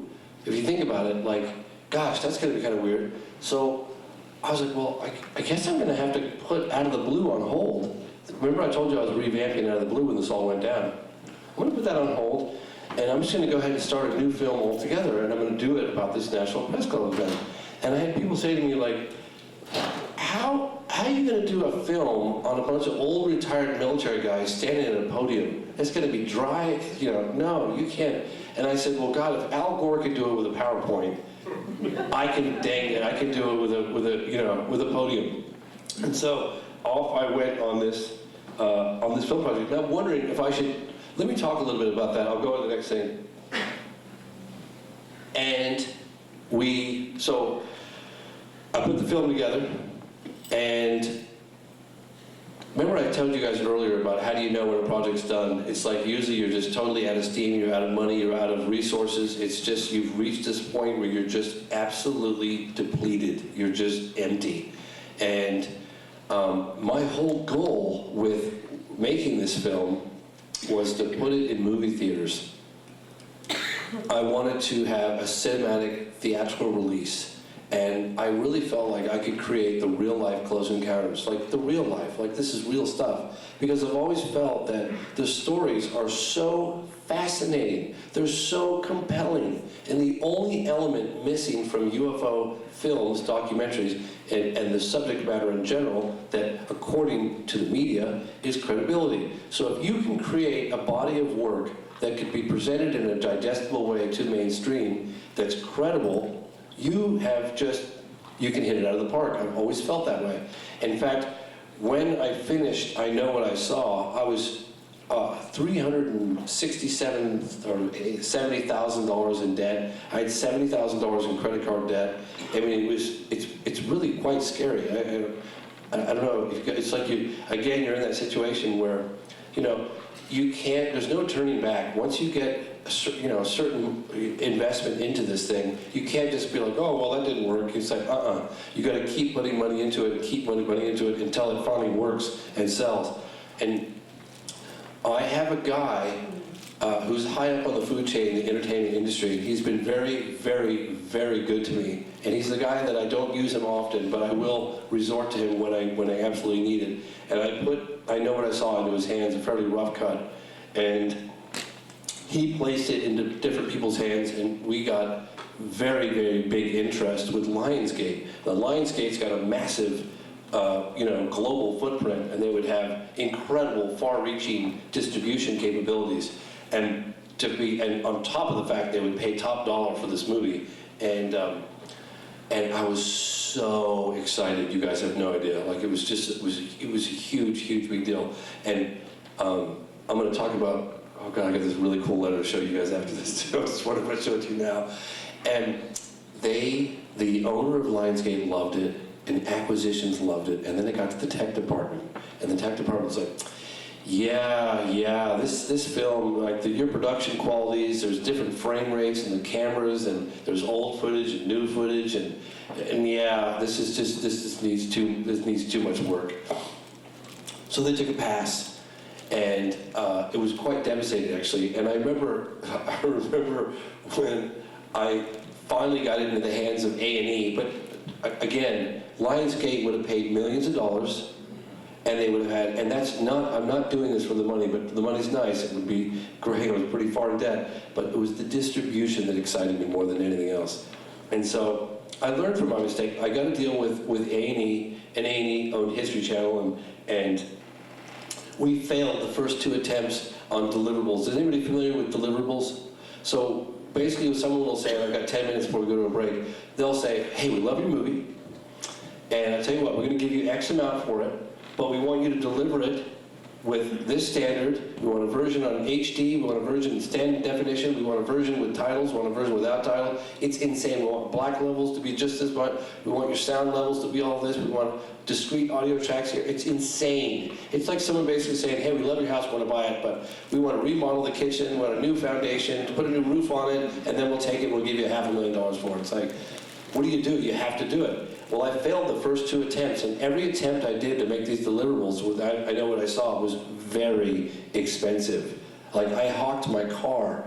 I borrowed money from my next door neighbor against my car when I was doing it on the 3rd pass. It was the 3rd time. If I didn't make this last attempt with A&E to pass on deliverables, I was done. I'll never forget it. I went into the post-production facility, and I sat there with the editors, and they were like, well, normally we don't let our clients come in here. And I'm like, well, I gotta be in here because I need to come through every single frame of every one of the tapes because your guys' stuff keeps failing. There's frame drops, there's color, there's black. They're like, well, our vector scopes, and I'm like, I don't care, I need to. I got my glasses on, I'm in there for like a week.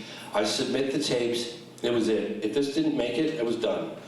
I submit the tapes, and it was just, and then there's so much writing on it, and I get a phone call. I was driving north on Highway 1. I pull the car over to the side of the road, and the guy's like, hey, this is blah, blah, blah, over at A&E. This James? I was like, yeah. I was like, how you doing? I was like, well, depending on what you're about to tell me, I don't really know. So you tell me, how am I doing? He's like, you passed. I was like, oh, God.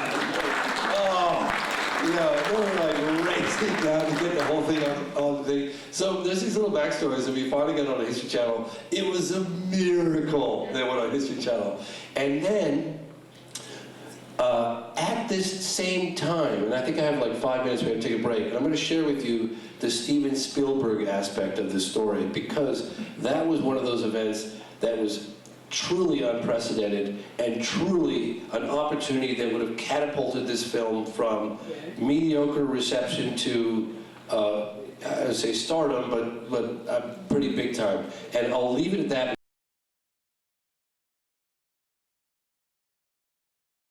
Letter that I'm going to share with you tonight, I'm just going to give you the background story and the fact that Wyatt never saw daylight. It was incredibly, you have some coups and you have some failures, and this was both a coup and a failure, I guess. I don't know, but I guess we're going again now. Right? We're going. There's a couple people still milling in here. So when I finished, I Know What I Saw, and I told you about how close I came to selling it to Lionsgate and getting a possible theatrical release and a global. I mean, their distribution footprint is massive. So, yes, I was excited that A&E bought it, and I made enough to pay off all my debts and credit cards. I'll never forget it. I got this credit card debt of $70,000. That's a lot of money on a credit card. And I was barely making the monthly payments on it. And the monthly payments, I was late one time, like a week or something. And the credit card company doubled the interest rate. It's like, hello, I'm already having major problems here trying to pay this thing, and you just doubled it? What are you trying to do, force me into default?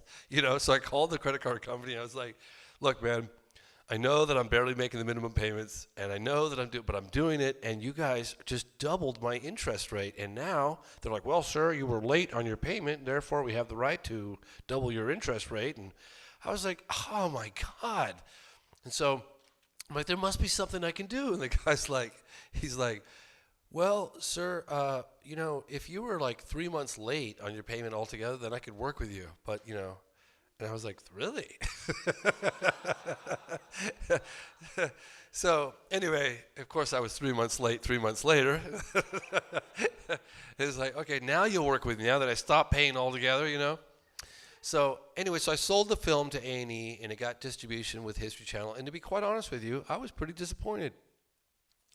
I fell short of my goal. And I'd been through a lot. Like, from when I received that letter from NBC Universal, and I went on that journey, and I broke the story with Fife Symington, and that whole whirlwind of media, and then the sighting over Stephenville, Texas, and revisiting Out of the Blue, and the National Press Club event. Let me tell you, man, it was a roller coaster ride, and it had some really highs and it had some really lows. But all throughout, I set my sight on where I wanted to go with this. You remember, I was revisiting Out of the Blue. That was how it all started, and it was like, okay, revisit Out of the Blue, make it the film it could have always been, and then it morphed into an entirely different film after all those things happened in the background. It wasn't like something that I planned out, it just happened. So when I sold it to History Channel, basically it was A&E, I was actually quite down. And my dad, being this constant support in the background, and always this little grains of wisdom, he was like, son, you're looking at what you didn't do, and you're neglecting to look at what you actually did do. He's like, stop for a moment and think about what you did accomplish. You should be, you should be happy you got that far. I'm like, yeah, Dad, but I didn't quite, He's like, yeah, but look at what you did, And he'd always like remind me of these little things. So anyway, when I had finished a rough cut and I was in negotiations with A&E, you guys know the story about me trying to make deliverables and everything. Larry King watches it. CNN watched it. We actually had a screening at CNN. I had photographs of that somewhere. And Tom DeLonge was there. You remember Tom DeLonge? He's got this whole thing going on right now. Tom DeLonge was there, and he actually helped me do some post-production in his facility down in San Diego. Well, Larry King was like, he's like, wow, this film's like, he watched it. He was like, this is like, kind of like the real life Close Encounters, is what he said. And I was like, would you send this film to Steven Spielberg?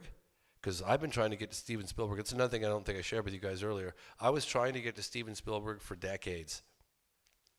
Just being dumb and naive enough to think that, oh, he'll respond to me. Like, oh, yeah. Hey, I want to get a new UFO documentary. You want to be part of it? It's like, yeah, right. It was like, and I remember actually the first 5 or 6 times trying to reach out to Steven Spielberg, my father was friends with this woman named Janet Yang. And Janet worked for Spielberg. And I was like, of course, me and probably every other person on the planet was approaching her trying to get in touch with Spielberg. Never dawned on me that's like, duh.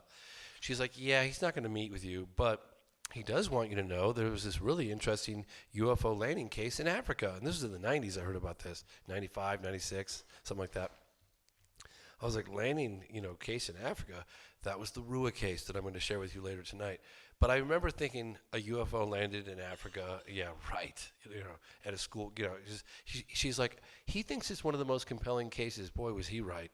But anyway, fast forward. It's 2009, and Larry King sends this letter and a copy of my DVD to Steven Spielberg. We'll talk about friends and high places. Like, I've tried to get to Spielberg for 17 years and totally unsuccessful. Larry King writes to him, sends him a copy of my DVD. It was a rough pretty polished version. And I think it was like 2 days later, I get a phone call, and I don't even know why I got the phone call or how they got my number or what the deal was, but I get a phone call from this woman named Jacqueline Cesario at CAA. CAA is the rep for, it's one of the biggest agencies they represent Steven Spielberg. This woman calls me up. I really, again, I don't know why exactly how it happened, but she called me. She's like, James Fox? I said, yeah. Steven Spielberg's about to watch your movie. It was like 10 o'clock in the morning. It's like, Steven Spielberg's going to watch my movie. She's like, yeah. He got the copy from Larry King. I was like, God, great. She's like, he's going to watch it right now. So I'm like, okay, well, God, that's great. And she hangs up the phone.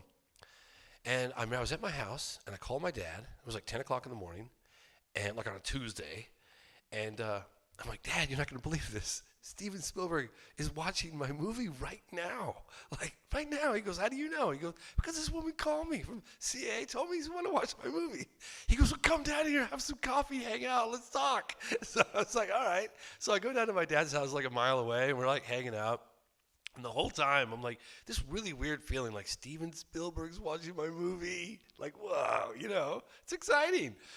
And I'd say, wow, 10:30, 11, about 11:30, I get a phone call from Jacqueline again.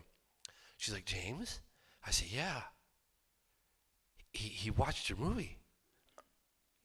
Okay, well, what did he think? She goes, I don't know. He didn't say anything. I'm like, what do you mean he didn't say anything? She goes, he didn't say anything. I'm like, well, what did he do? Well, he wrote a letter. Well, to who? She goes, I don't know. He wrote a letter. And then we watched the movie, and that was it. It was like, okay. Hung the phone up. About 2 days later, I get a phone call from Avril Gallagher, CNN. She goes, James? I said, yeah. She goes, I have something I think you might be interested in. I was like, oh, what's that? She's like, it's a letter from Steven Spielberg. I was like, really? And it's about your movie. We're going to FedEx it. I'm not going to tell you anything more. We're going to FedEx it to you. So I was like, oh my God, I was so excited. Can you imagine? I mean, for years, I've been trying to get a hold of this guy. So the FedEx truck, I live in a small town. It's a little town about an hour north of San Francisco, and everyone knows everybody, including the FedEx driver. FedEx driver comes to my house. He goes, James, I was outside watering and see the FedEx truck pull up. He's like, James, you're not going to believe this. I was like, what? He goes, you got a letter from Larry King, a package from Larry King. It's got to be like an envelope or something. And I was like, oh, yeah? Well, check this out. It gets even better. Guess what's in the letter? He goes, what? I go, a letter from Steven Spielberg. He goes, oh, my God. He's like, well, can I stick around? Can you open it right now? And we're both super excited. There I was with the FedEx guy in my driveway, and I was really excited. And I was opening the letter, and I thought, calm down, take your time. Okay, I want to rip the letter in the process because I was ripping it open. You get in your haste. You was like, okay, just slow down here. Let's take this thing out. Let's not rip this thing in half. So I take the letter out, and it's a letter. Briefly, he talks about my movie, talks about his feelings on UFOs, talks about his feelings with the government on UFOs. It's all addressed to Larry, and it's the real letter. It's not a copy. It's just it's it. Wow. I take it down to my dad, and I show my dad. He's like, oh, my God, do you have any idea? He talks about your movie. He quotes he's talking about your movie. This is going to do amazing things. Think about having Steven Spielberg. I was like, well, hold on. I can't just use anything here. I got to go through the channels.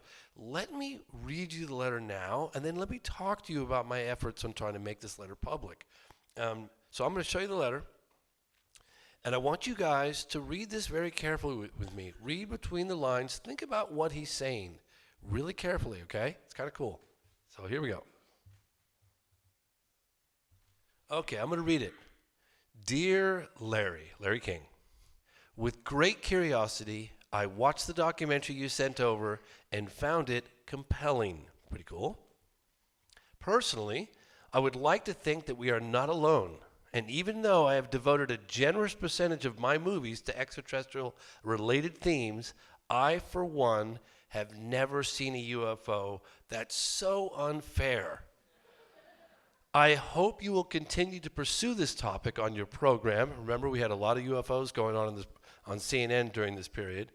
I hope you'll continue to pursue this topic on your program, and that someday our government will offer a total disclosure about what they know about unidentified flying objects and their true and natural origins. It's kind of neat. I continue to enjoy watching you and all of your guests. All my best, Steven. So, I remember like talking to the publicity department at when you have a film that you're about to roll out into the world. It's like you put together a whole package on, like, you gotta sell it, right? It's like you're selling something. You want to make it look as good as you possibly can.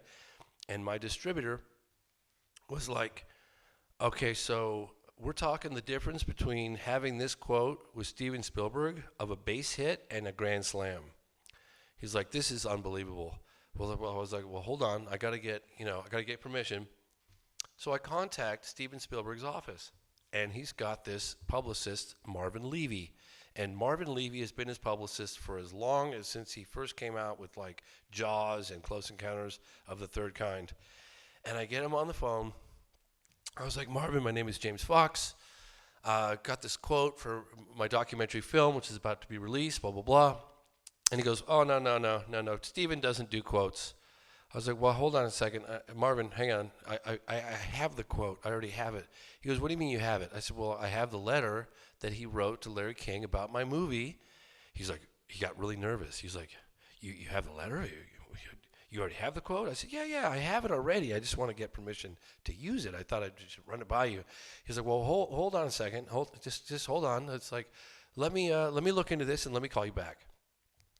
A couple days go by. He calls me back. He's like, yeah, I'm going to go ahead and get you to not release that letter. That'd be great. Like, I was like, oh, well, hang on a second. He says in the letter that he hopes the government will release what they know. He'd like to see disclosure. He found my film compelling. Surely he's a proponent of government transparency. He's an individual who's incredibly powerful in the entertainment industry. A man of his credentials could surely, it's not going to cost him anything. It's already done. What's the problem? Like, I'm not sitting there saying that E.T. has landed and they're, anal probes and babies and, it's like a pretty credible, He's like, yeah, no, not at this time. So my dad was really funny, actually, because my dad's like, he's like, well, isn't like possession 9/10 of the law? I was like, yeah, but I got a relationship with CNN and Larry King. It's like, So, and then we're like, well, if we put the quote out there, then he'd have to like fight it publicly, and that would also propel you. And it's like in the name of truth and da-da-da. And at the end of the day, I was like, I can't do it. I can't betray the trust of these people. I'm going to sit on this damn letter. But let me tell you, I really thought about it very carefully. So I sat on this letter. The film went out. It did okay. And it was another missed opportunity. And missed opportunity, I guess, I don't know. I was just kind of puzzled as to why he wouldn't publicly state that. What's the problem? What is the problem? You got a guy that does all this stuff on UFOs. He has a cameo appearance of Dr. J. Allen Hynek, who was a consultant on Close Encounters. Jacques Vallée was featured, right, by that French actor Francois Trudeau, whatever. And it's like all this stuff that parallels reality. He wants to see government transparency. He wants to see disclosure. He likes my movie, but he won't do anything. That's kind of frustrating. I was thinking to myself, well, why won't he? What is it that he won't? What is it? He quotes, I've seen him quote in other movies. It was really frustrating for me. And to this day, I don't know exactly what stopped him from doing that. Because you have a little independent guy that's doing something, he finds it compelling. It's like, come on, man, help me out here. I need help. I need some people to reach down and help me. And quite honestly, when I Know What I Saw came out, I was expecting more people to come out of the woodwork and say, hey, man, I saw your movie, and let's kick some ass. Like, let's get together and let's take this to the next level. But quite honestly, I felt kind of empty after it came out. Like, yeah, I got some praise, and like, it was a good film, and it's like, blah, blah, blah. But I feel like it's gathering more momentum now than it ever did before, basically because it's more word of mouth. I didn't really have, I was going to do I was going to do one big CNN show with the release of I Know What I Saw and the A&E History Channel. They're all excited. Oh my God, you have connections with CNN. Let's do, about to do this big thing. Had all these military people behind me. Governor Fife Symington was going to do it. And then Michael Jackson died and then dominated the headlines for forever, right? Yeah, I know. I was like, I never thought that Michael Jackson would get in the way of my, filmmaking process, but he did. I was like, why did you have to die like right then? Like it literally was like 2 days before I was going to do this 1 hour, So we didn't really have a huge rollout with I Know What I Saw, and it did moderately well. Again, it's doing better now, as is Out of the Blue, than it's ever done. It got like I think number top 100 on Amazon Prime with Out of the Blue 2 months in a row, just a few months ago, which is kind of cool. That it seems to be getting a whole new life, a new, lots of new interest. So anyway, let me. I'm going to shift gears a little bit and talk about having completed that and how I felt, and the fact that I was not at this time going to do any more documentaries on the topic. And it was late 2009, early 2010. And do you guys remember the BP oil spill? Yeah. Well, so I remember it was like, what was it, April 2010, and I was sort of reeling and relaxing. I had a 4 or 5 year period that was rock and roll, man. It was just like all the stuff that was going on, and I was really quite honestly, I was enjoying not being in debt. I was enjoying watching I Know What I Saw on TV, not realizing anyone who was watching it, and sometimes I get criticized. I would see online stuff like, oh, this is a bunch of rehashed bullshit, and I'm thinking to myself, don't engage, don't say anything. But what people had no idea what it took to get that film, even on the History Channel. And I was enjoying myself a little bit, and I was gardening, I was going surfing, I was bicycle riding, and just kind of, okay, I can like live my life a little bit again. And then the BP oil spill thing happened. And I remember I got to like day 29 or something, and I was thinking to myself, Jesus Christ, they can't plug this thing? Like, gee, we put a man on the moon, we can't plug a hole of like, do this oil? I was like, my God, this is insane. All these predictions of like the whole Gulf, you guys remember. So I was like, I'm gonna do something. I raised some money, and I grabbed my camera, and I flew to the Gulf. And within a couple of days, I was social media, the powers of social media. I was in a seaplane flying over Ground Zero with a marine biologist by the name Dr. Carl Safina, looking out the window at this like apocalyptic view of oil spilling out over this beautiful like blue water and oil just bubbling out and flames and smoke everywhere. I'm telling you right now, it was apocalyptic. We were flying around Ground Zero, 40 miles off the coast of Louisiana, and I'm looking down and I'm looking at this marine biologist's face. He's all about conservation and ocean conservation, marine sanctuaries and all this stuff. And you're looking down below, it looked the worst sight you've ever seen. Like it looked like the whole ocean was destroyed. It was crazy. So anyway, because I told you I have an interest in sort of conservation stuff too. So I'm doing this film. I spent about 5 years on it, and I wasn't quite done. I did longer-term environmental impact studies. I went back to the Gulf every year for 5 years. I met with people in submarines. It was really cool. It was a cool little project. The film's called Pretty Slick. Documentaries on environmental issues don't sell anywhere near as well as UFOs, I learned. And I get a phone call from this guy. Anybody know who this is? This is Tracy Torme. His dad is a famous entertainment singer. He wrote Fire in the Sky with Travis Walton abduction movie. He made that movie. He did Sliders. He wrote for drink Coca-Cola, you get the burps. He wrote, for Saturday Night Live. He was a very successful, CAA was his rep in Hollywood. Very successful, very bright scriptwriter.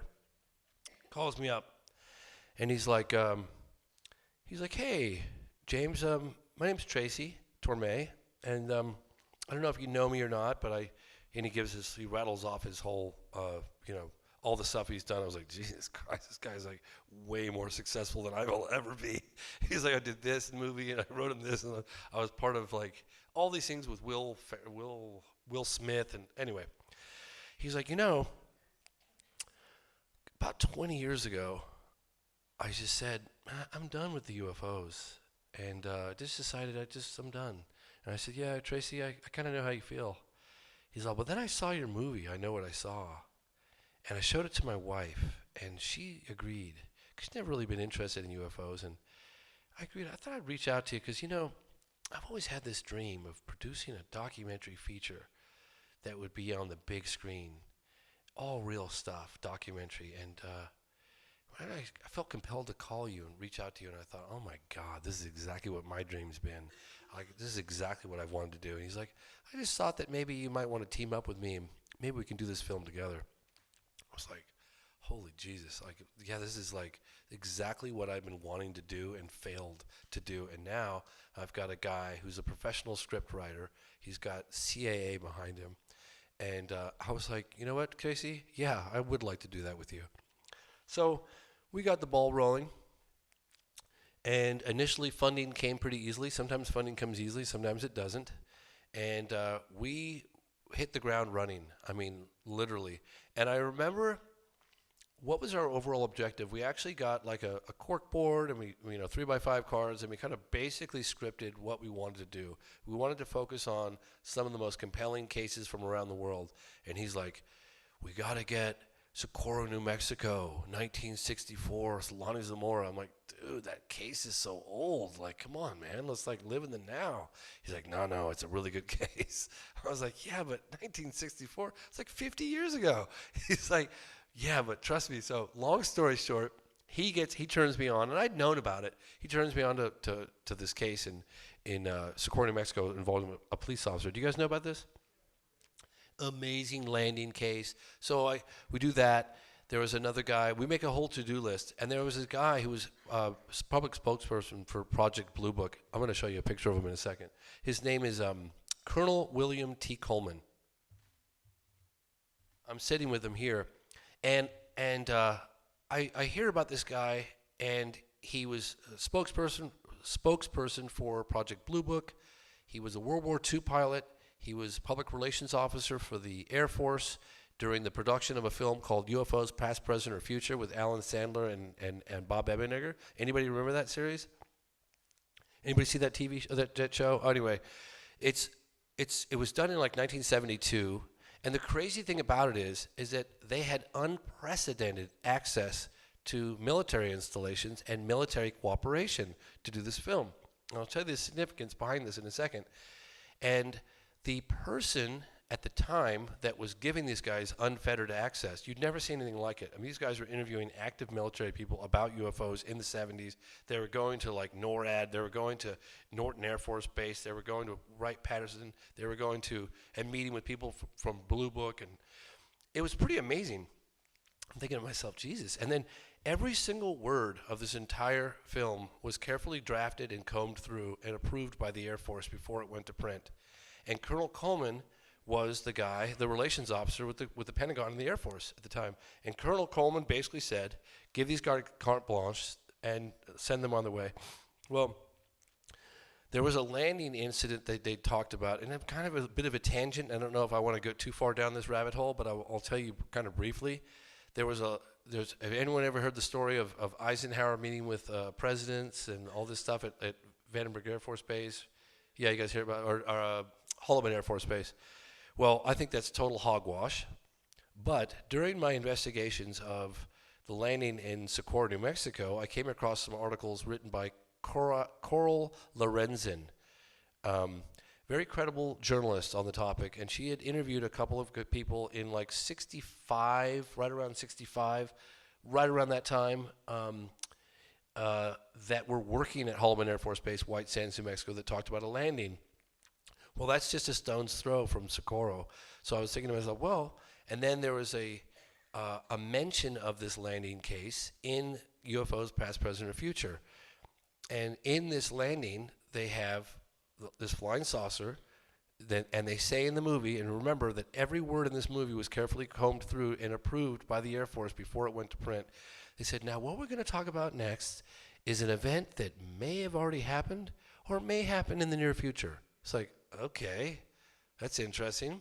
And then they have this like flying saucer come in. It's like beautifully illustrated. Come in and like whoop, and it lands on the airbase. and out come these aliens and make contact with the generals. I'm thinking, like, Jesus Christ, this is out there, like, seriously? So then I come across these articles of this landing and this documentation by this woman, Coral Lorenzen, who's a very credible journalist, and then I come across testimony of this film footage that evidently exists by a guy named Paul Chartle at Norton Air Force Base. Unfortunately, he talked about it, this footage that he saw. He handled archived photographic material at Norton Air Force Base. So if anything happened on any different bases photographically, I guess it would all end up in Norton. It would be processed, and then it would go out to wherever it was supposed to go. And when Alan Sandler and Bob Emenegger got to Norton Air Force Base, Colonel Coleman basically said, hey, give these guys carte blanche, show them around. They're making this movie on UFOs, and let them go wherever they want to go, okay? So this guy, Paul Chartle, takes Alan Sandler, and he goes, oh, I got something I want to show you. Bob Emenegger wasn't there that day. Takes him over, and he's like, sit down, I got a film I want to show you. And he shows him the film footage of a flying saucer coming in and landing, and these creatures getting out. And I know this because I have a film footage from this guy, Paul Chartle, and then I tracked down Emenegger and I tracked down Alan Sandler, and I interviewed them both independently. And Alan Sandler tells me about this footage. Now, I'm going to tell you guys this, and I want to put you to sleep here, but just want to quickly say, when I want to capture someone's story very well, I close my eyes and I listen carefully. So when I found out that Paul Chartle had shown Alan Sandler this footage, I closed my eyes and I said, Paul, I need you to tell me exactly everything you saw, or Alan, sorry. And I closed my eyes and he says, well, it's at the airbase, it's like midday, there are 3 flying saucers coming in at high altitude, and by the way, Alan Sandler is convinced that it was just like a UFO that the military had in their possession. That's what he thought. Three discs that come in, 2 of them peel off as it coming to approach, and the third one kind of wobbles down. He said it was kind of like a leaf, like just kind of almost like it was in trouble. It kind of wobbled down, and he goes, just like in a sci-fi movie, these legs come out, 3 pods, lands on the ground, and he goes, this seamless door just opens and drops down, and 2 people in tight-fitting suits, long noses, slits for mouths, vertical eyes, and big head regalia step out. They stand on either side of the port, and then a third guy gets out in a tight-fitting suit, same deal, head gear and big nose, hardly any mouth, and big vertical slits in his eyes, and get in a military jeep, and the 2 guys and the saucer stay on the ground, and they drive off, and then the film ends. Well, I don't know what I think about the story. It's pretty compelling, especially the fact that there's 2 people that saw the film, one of which I spoke to personally. And this guy did not track me down. I tracked him down. I drove all the way to his house to hear the story.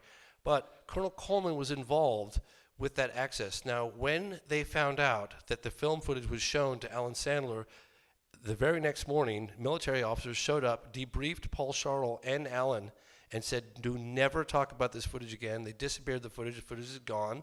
And Alan never even told Bob Emenegger for 40 years. Until I came onto the story and sort of slowly uncovering it. So the footage may exist or it may not exist, I don't know. But Colonel Coleman was in charge. He was the guy at the Pentagon that was giving these guys unfettered access. So he was still alive, and I was desperate to go and meet with this guy, and that's him. I'm sitting with him right there. Now, Colonel Coleman was a World War II pilot. He was flying in 1955, and I'll tell you what makes this guy so incredible. He had a UFO encounter with a flying saucer while flying over Alabama in 1955 with a couple of engineers from Allison Engines and Lockheed Martin, and it was the most dramatic flying saucer encounter I've ever heard to this day, and it's the opening scene of the entire movie. But I was absolutely adamant on getting to this guy when we barely had funding when the new film I'm talking about right now started. And I remember telling my investor, I was like, we gotta get. He's like, I need a plan, we need a script, we need to figure out what we're doing. I'm like, no, we need to go interview this guy, Colonel Coleman, right now. He's old, he's like 90. And he's like, well, we'll get to it. I'm like, no, we need to go now. I kept putting my foot down. When I get a feeling, like, I gotta act on it. So long story short, I get a camera crew together.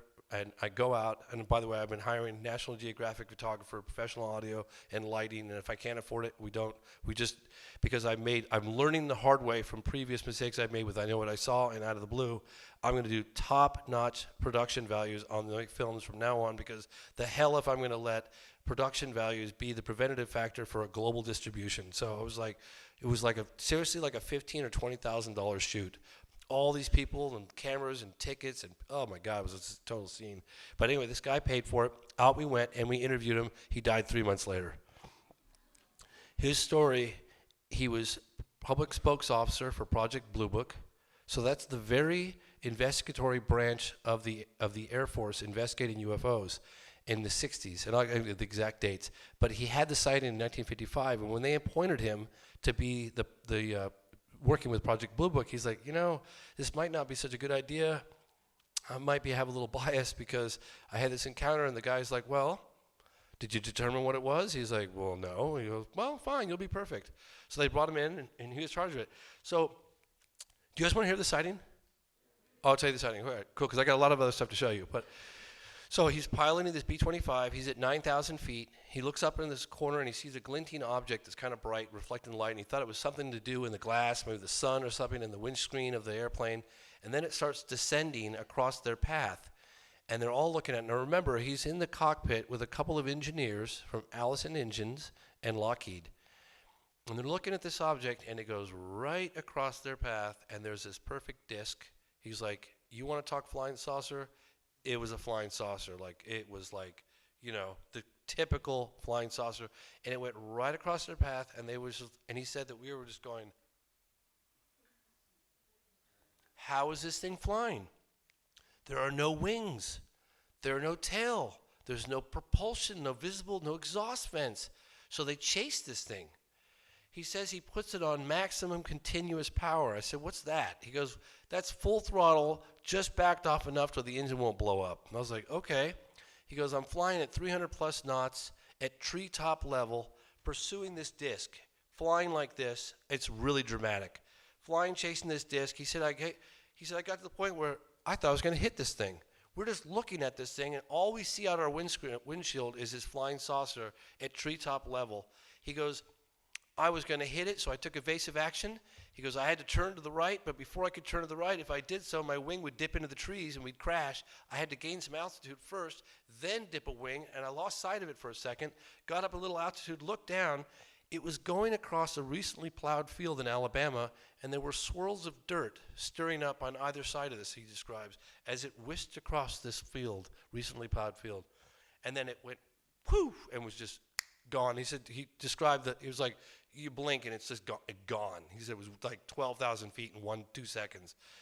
So anyway, when they put him in charge of Project Blue Book, what's the first thing he did? He went to find his sighting, because when he landed, these guys were qualified observers. They were pilots, they were engineers, they knew how things flew.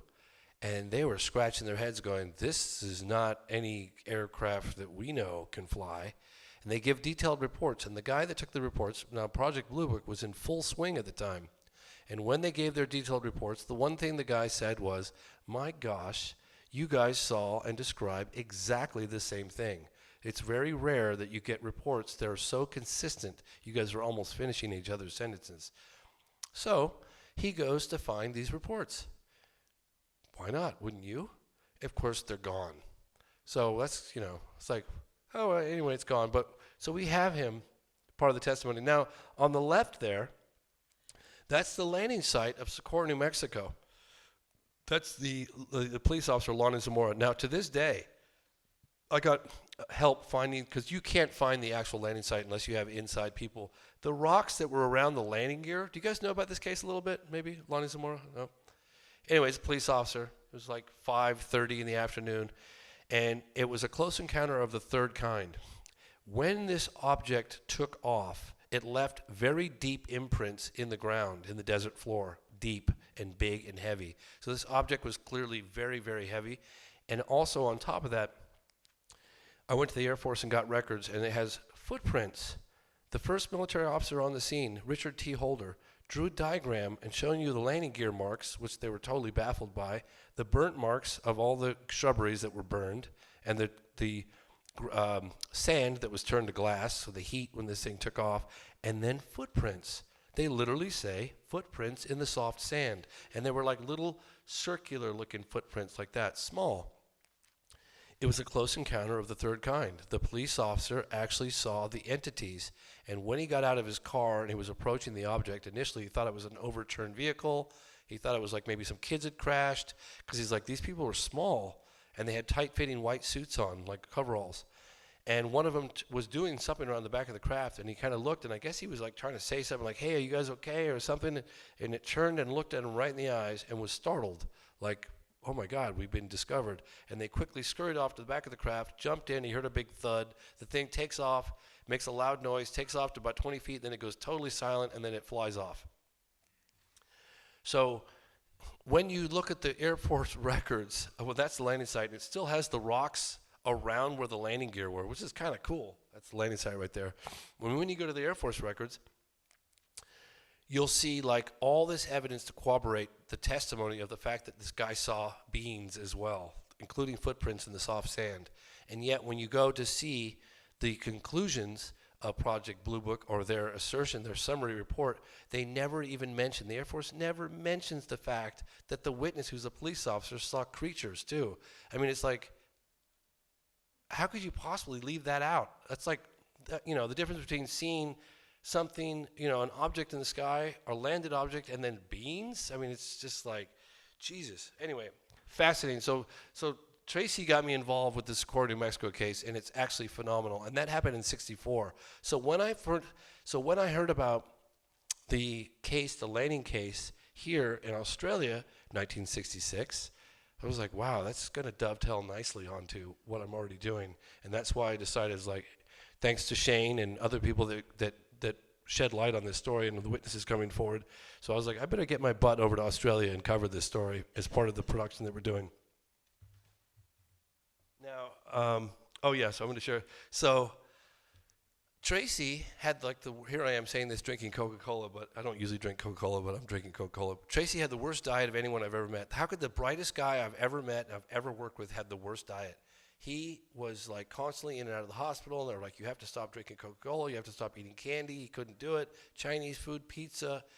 And he finally became hospitalized. I mean, I remember been on set with him, and he was like, he was a great guy, I love him to death, but he was like, I need a Coca-Cola. It's like 9 o'clock in the morning. I'm like, come on, Tracy, Jesus, like, let me get you. So I remember like rushed off down into the production, and I got him this like really nice, long-lasting, energizing kale with spinach and coconut water, and I was like, oh yeah. And I give it to him, and I'll never forget this so long as I live. He takes a sip, not knowing what it was, and he spits it out. He's like, Jesus, I told you I wanted a Coke. So anyway, due to health complications, Tracy didn't pull out of the project, but he had to. He's going to be a consultant on the script, and I'm working now with Lee Spiegel, who writes for the Huffington Post, and if you guys know him or not, he's the primary script writer, and then Tracy is going to be the script consultant on the project. But so I'm going to back up a little bit because I'm about to show you another thing that happened fairly recently. Backing up to 1999, I wrote, again, just dumb enough and naive enough to think I'm going to get a response from the President of the United States about, because remember I was researching the Phoenix Lights case happened in '97. I was pissed off about the whole event with the governor of Symington. Anyway, I wrote to President Clinton, and I got a letter back. I couldn't believe it. And I'll read it to you. I'll read it because the camera probably wants it. Dear Mr. Fox, thank you for your message of February 7, 1999 to President Clinton regarding UFOs, which was recently forwarded to NASA for reply. No government agency is currently responsible for investigating UFOs because there's no factual evidence that alien life exists on other planets or that UFOs are related to aliens. Very, like, interestingly, the way they crafted that letter, isn't it? Kind of interesting. I am enclosing the fact sheet explaining the history of government activity, blah, blah, blah. So I've been trying to, like, get to the Clinton administration, as you can kind of see, for quite some time, and just kind of wanting some answers. So this film project started getting some legs. And there's certain aspects of it that I can share with you today, and there's other aspects of it, unfortunately, that I cannot share with you due to the sensitive nature of the people that are backing me or working with me on this project. But I will say they have unprecedented access to people unlike anything I've ever seen. And as a result of that, I recently, just a few months ago, got a meeting with John Podesta. Now, for those of you who don't know John Podesta was Chief of Staff to President Clinton. He was a counselor to President Obama, as well as a transition team to President Obama, and he was headed Hillary Clinton's campaign for presidency. So this guy is well connected, to say the least. And it was a really big. You remember I was talking to you guys when I got together with Governor Fife Symington. It was like, you kind of have to pinch yourself. I was sitting there talking to Podesta. It was like, God, I was just awestruck. Like, I can't believe how many, like almost 20 years I've been wanting to be in this position. And what I found out was that, people say to me all the time, oh, there's no way the government could cover things up and the president would know and everything else. I really don't believe that anymore. What I found out was that the Clinton administration made inquiries, and they went as far as to sign an executive order to release previously classified documents of 25 years or older. It was called Executive Order 12958. Clinton was not happy with the answers he was getting. He was the President of the United States. It was in the 90s. We had all this UFO activity. We had the 1997, Phoenix Lights case. That was a big deal. We had the 50th anniversary of the Roswell. That was a big deal. We had Congressman Steven Schiff basically stating publicly that he was getting the runaround. You guys remember that? Trying to look into getting Roswell. And the Air Force is like, sorry, our records are just gone. I don't know what happened. It's just like this whole section is gone. Sorry. Yeah, and Clinton's not happy with the answers he's getting. But to get that close and talking to Podesta, and Podesta's like, yeah, the military was not forthcoming. It's like, gosh, wow. And feeling that the public can handle the truth. And I said to Podesta, you've said that on a number of occasions. What exactly is going on? Because if you feel like the people can handle the truth, that gives me the impression, certainly, that you know what it is that the truth is, and therefore you can ascertain as to whether or not they can handle that truth. I don't know. And he's like, well, I feel, it's the public right to know these things. I totally agree with him. But I'm getting the impression now that the governments don't really know. They don't have all the answers. Sure, Roswell could have happened. They might not know they could have this debris. It might be like giving a toaster to a Neanderthal. I don't know. Did they learn how to reverse engineer it? I have no idea. Did they learn where these things came from? I have no idea. They know they're real. Some of the investigations that I've done right here in Sydney, in Sydney and Melbourne, talking to some people, and they had talked about meetings that they had had with high-ranking officers. The interview I did with Colonel William T. Coleman, who was part of Project Blue Book, and all that, I was telling you about his story, he told me they never knew. Of course they know they're real. They know they're flying around with impunity. They know they're under intelligent control, but they don't know who they are, where they come from, and what they're doing here. And that's kind of the feeling that I'm getting now. And I know that a lot of UFO researchers out there are going to really be disappointed with me saying that, but I feel like that's the most plausible explanation as of right now, and I'm totally open to hearing more government representatives talk about this, military people talk about it. I'm open to hearing more about it, but as of right now, that's kind of the feeling I'm getting, is that, yeah, they're real, yeah, they're not from here, we know all that, but they don't really have all the answers. Jacques Vallée just recently said to me, James, and I really respect what this guy has to say. He said, it's not so much a question of what the government knows, the secrecy, it's more of a question of what the government doesn't know. Because if you think about it, just imagine, forget about, suspend all your judgment that you have. Just imagine for a second, if these were real, we could say possible visitation, the world power leaders say there are these craft, they're flying rings around our fastest jets, we have no visible means of defense against them, shall they turn hostile. We have no control over what they do. They fly all over the place with impunity.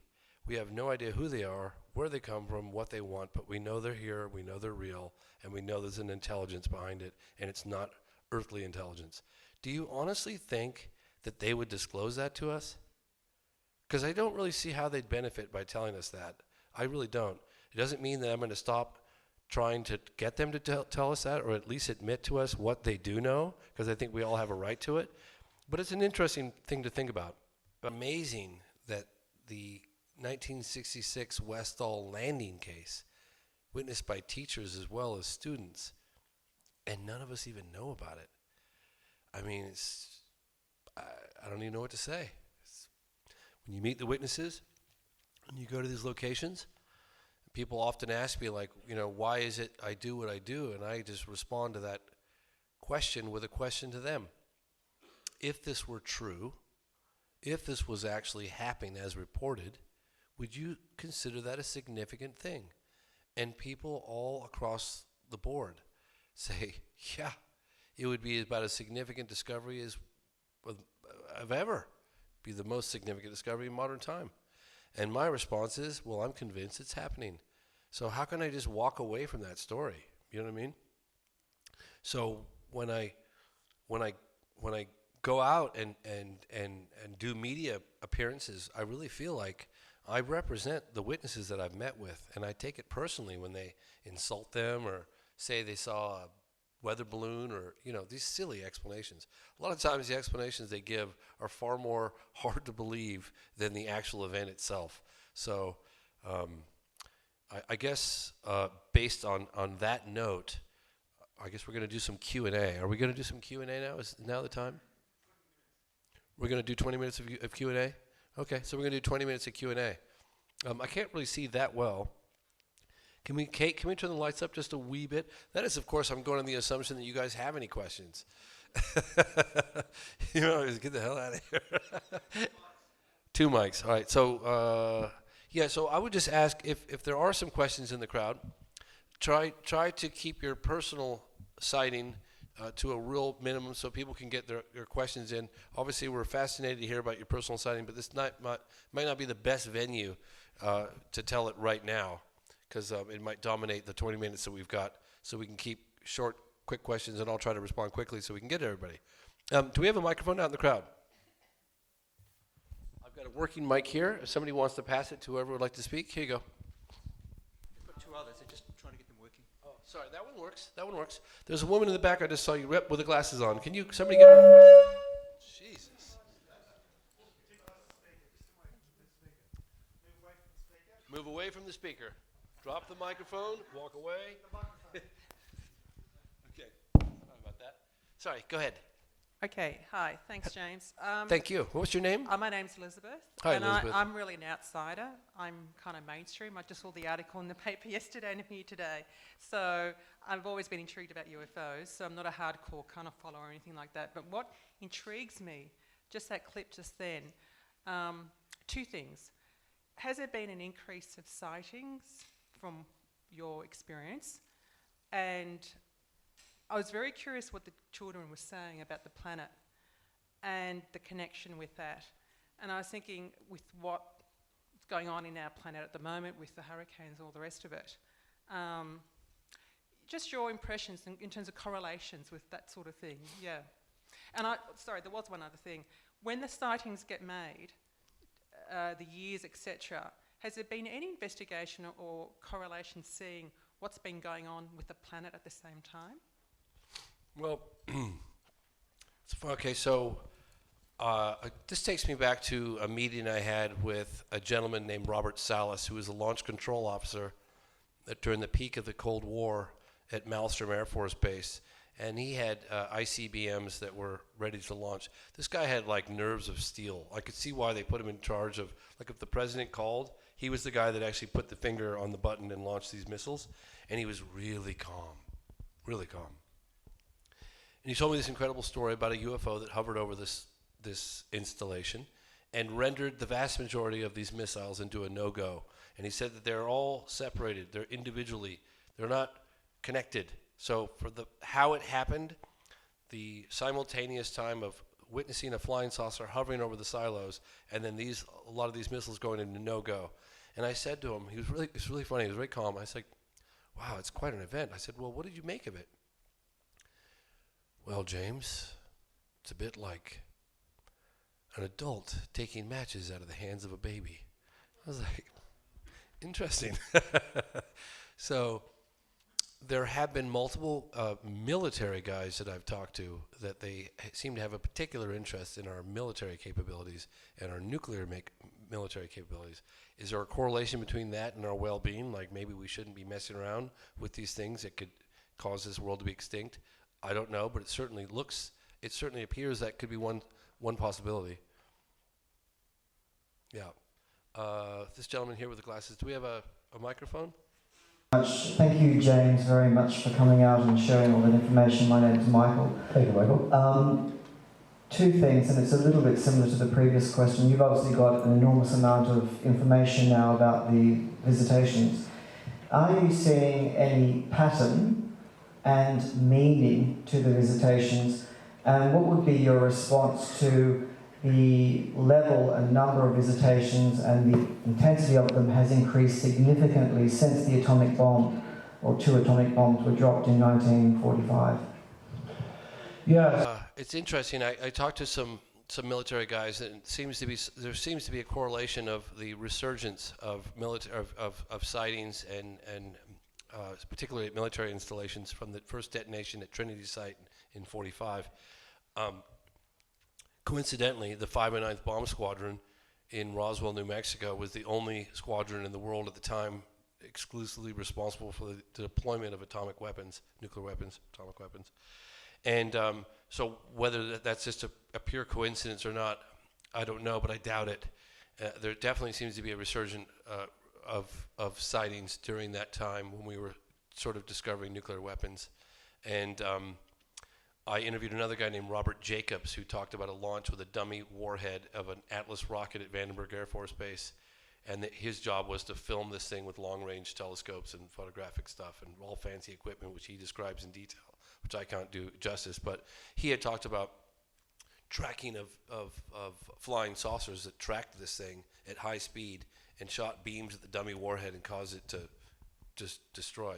So it certainly seems like there might be some effort on their behalf to relay a message to our military that we shouldn't be mucking about with them. But again, I can't sit there and tell you definitively that's the case. But I personally talked to military guys that said, yeah, they seem to have an interest. I mean, there was a lot of interest.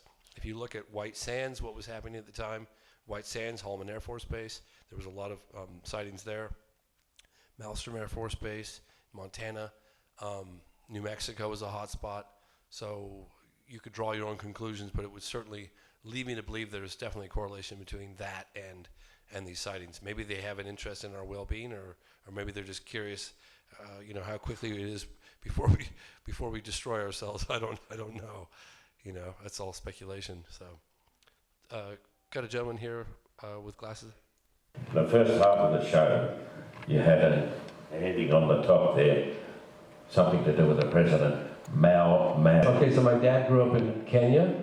I was going to say, yes. I worked with a chap there from Kenya in the Mau in the early 60s. Mm-hmm. What is the connection between our Mau and your Mau? So I guess it's kind of like an ambush by, being Mau. I guess the term. Right, I understand that. Yeah, that was my dad grew up in Kenya for like 7, 8 years, 9 years of it, yeah. But, I'm glad you remember that. I saw a gentleman in the back with black t-shirt. Yeah, with the glasses on. Hi, James. My name's Jack, and I was having a discussion with my mate Dave.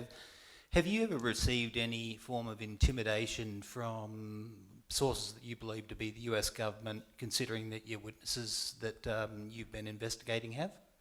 I only had one weird email.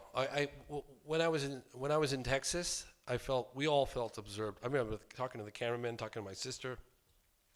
The audio guy was like, I don't know what the hell's going on, but I just feel we all felt we were being observed. Might have been just our paranoia, but we all felt it.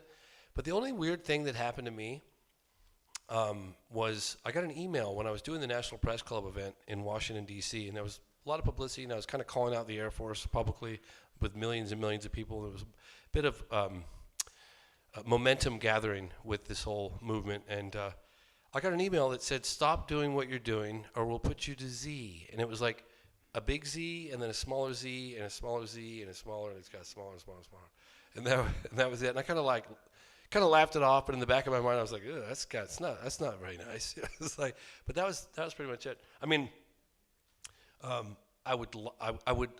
think I'd be naive to think that at the very least they would be possibly, if UFOs were real, they would be monitoring what I was up to.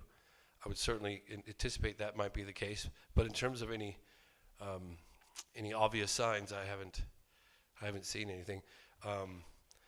Sorry, yes. A couple more questions. This gentleman here. Yeah, James, Clive here. I've Hello. got two questions. One, there doesn't seem to be any photos. No one seemed to have taken a photo of a UFO. Okay. Want me to answer that? And the other question is, are we going to hear from the witnesses you've got here? Hey, if they want to come up, I'd love that. Yeah. That'd be great. So this gentleman just said, why are there no photographs? Well, there are actually some pretty good photographs that have been scrutinized to death scientifically. That were part of a committee, the Condon Committee. There was photos dating back to 1947 in Phoenix. Rhodes photo. There was one in 1950. One of the best photographs. A couple of photographs that were taken by the Trents, McMinnville, Oregon. They were analyzed to death.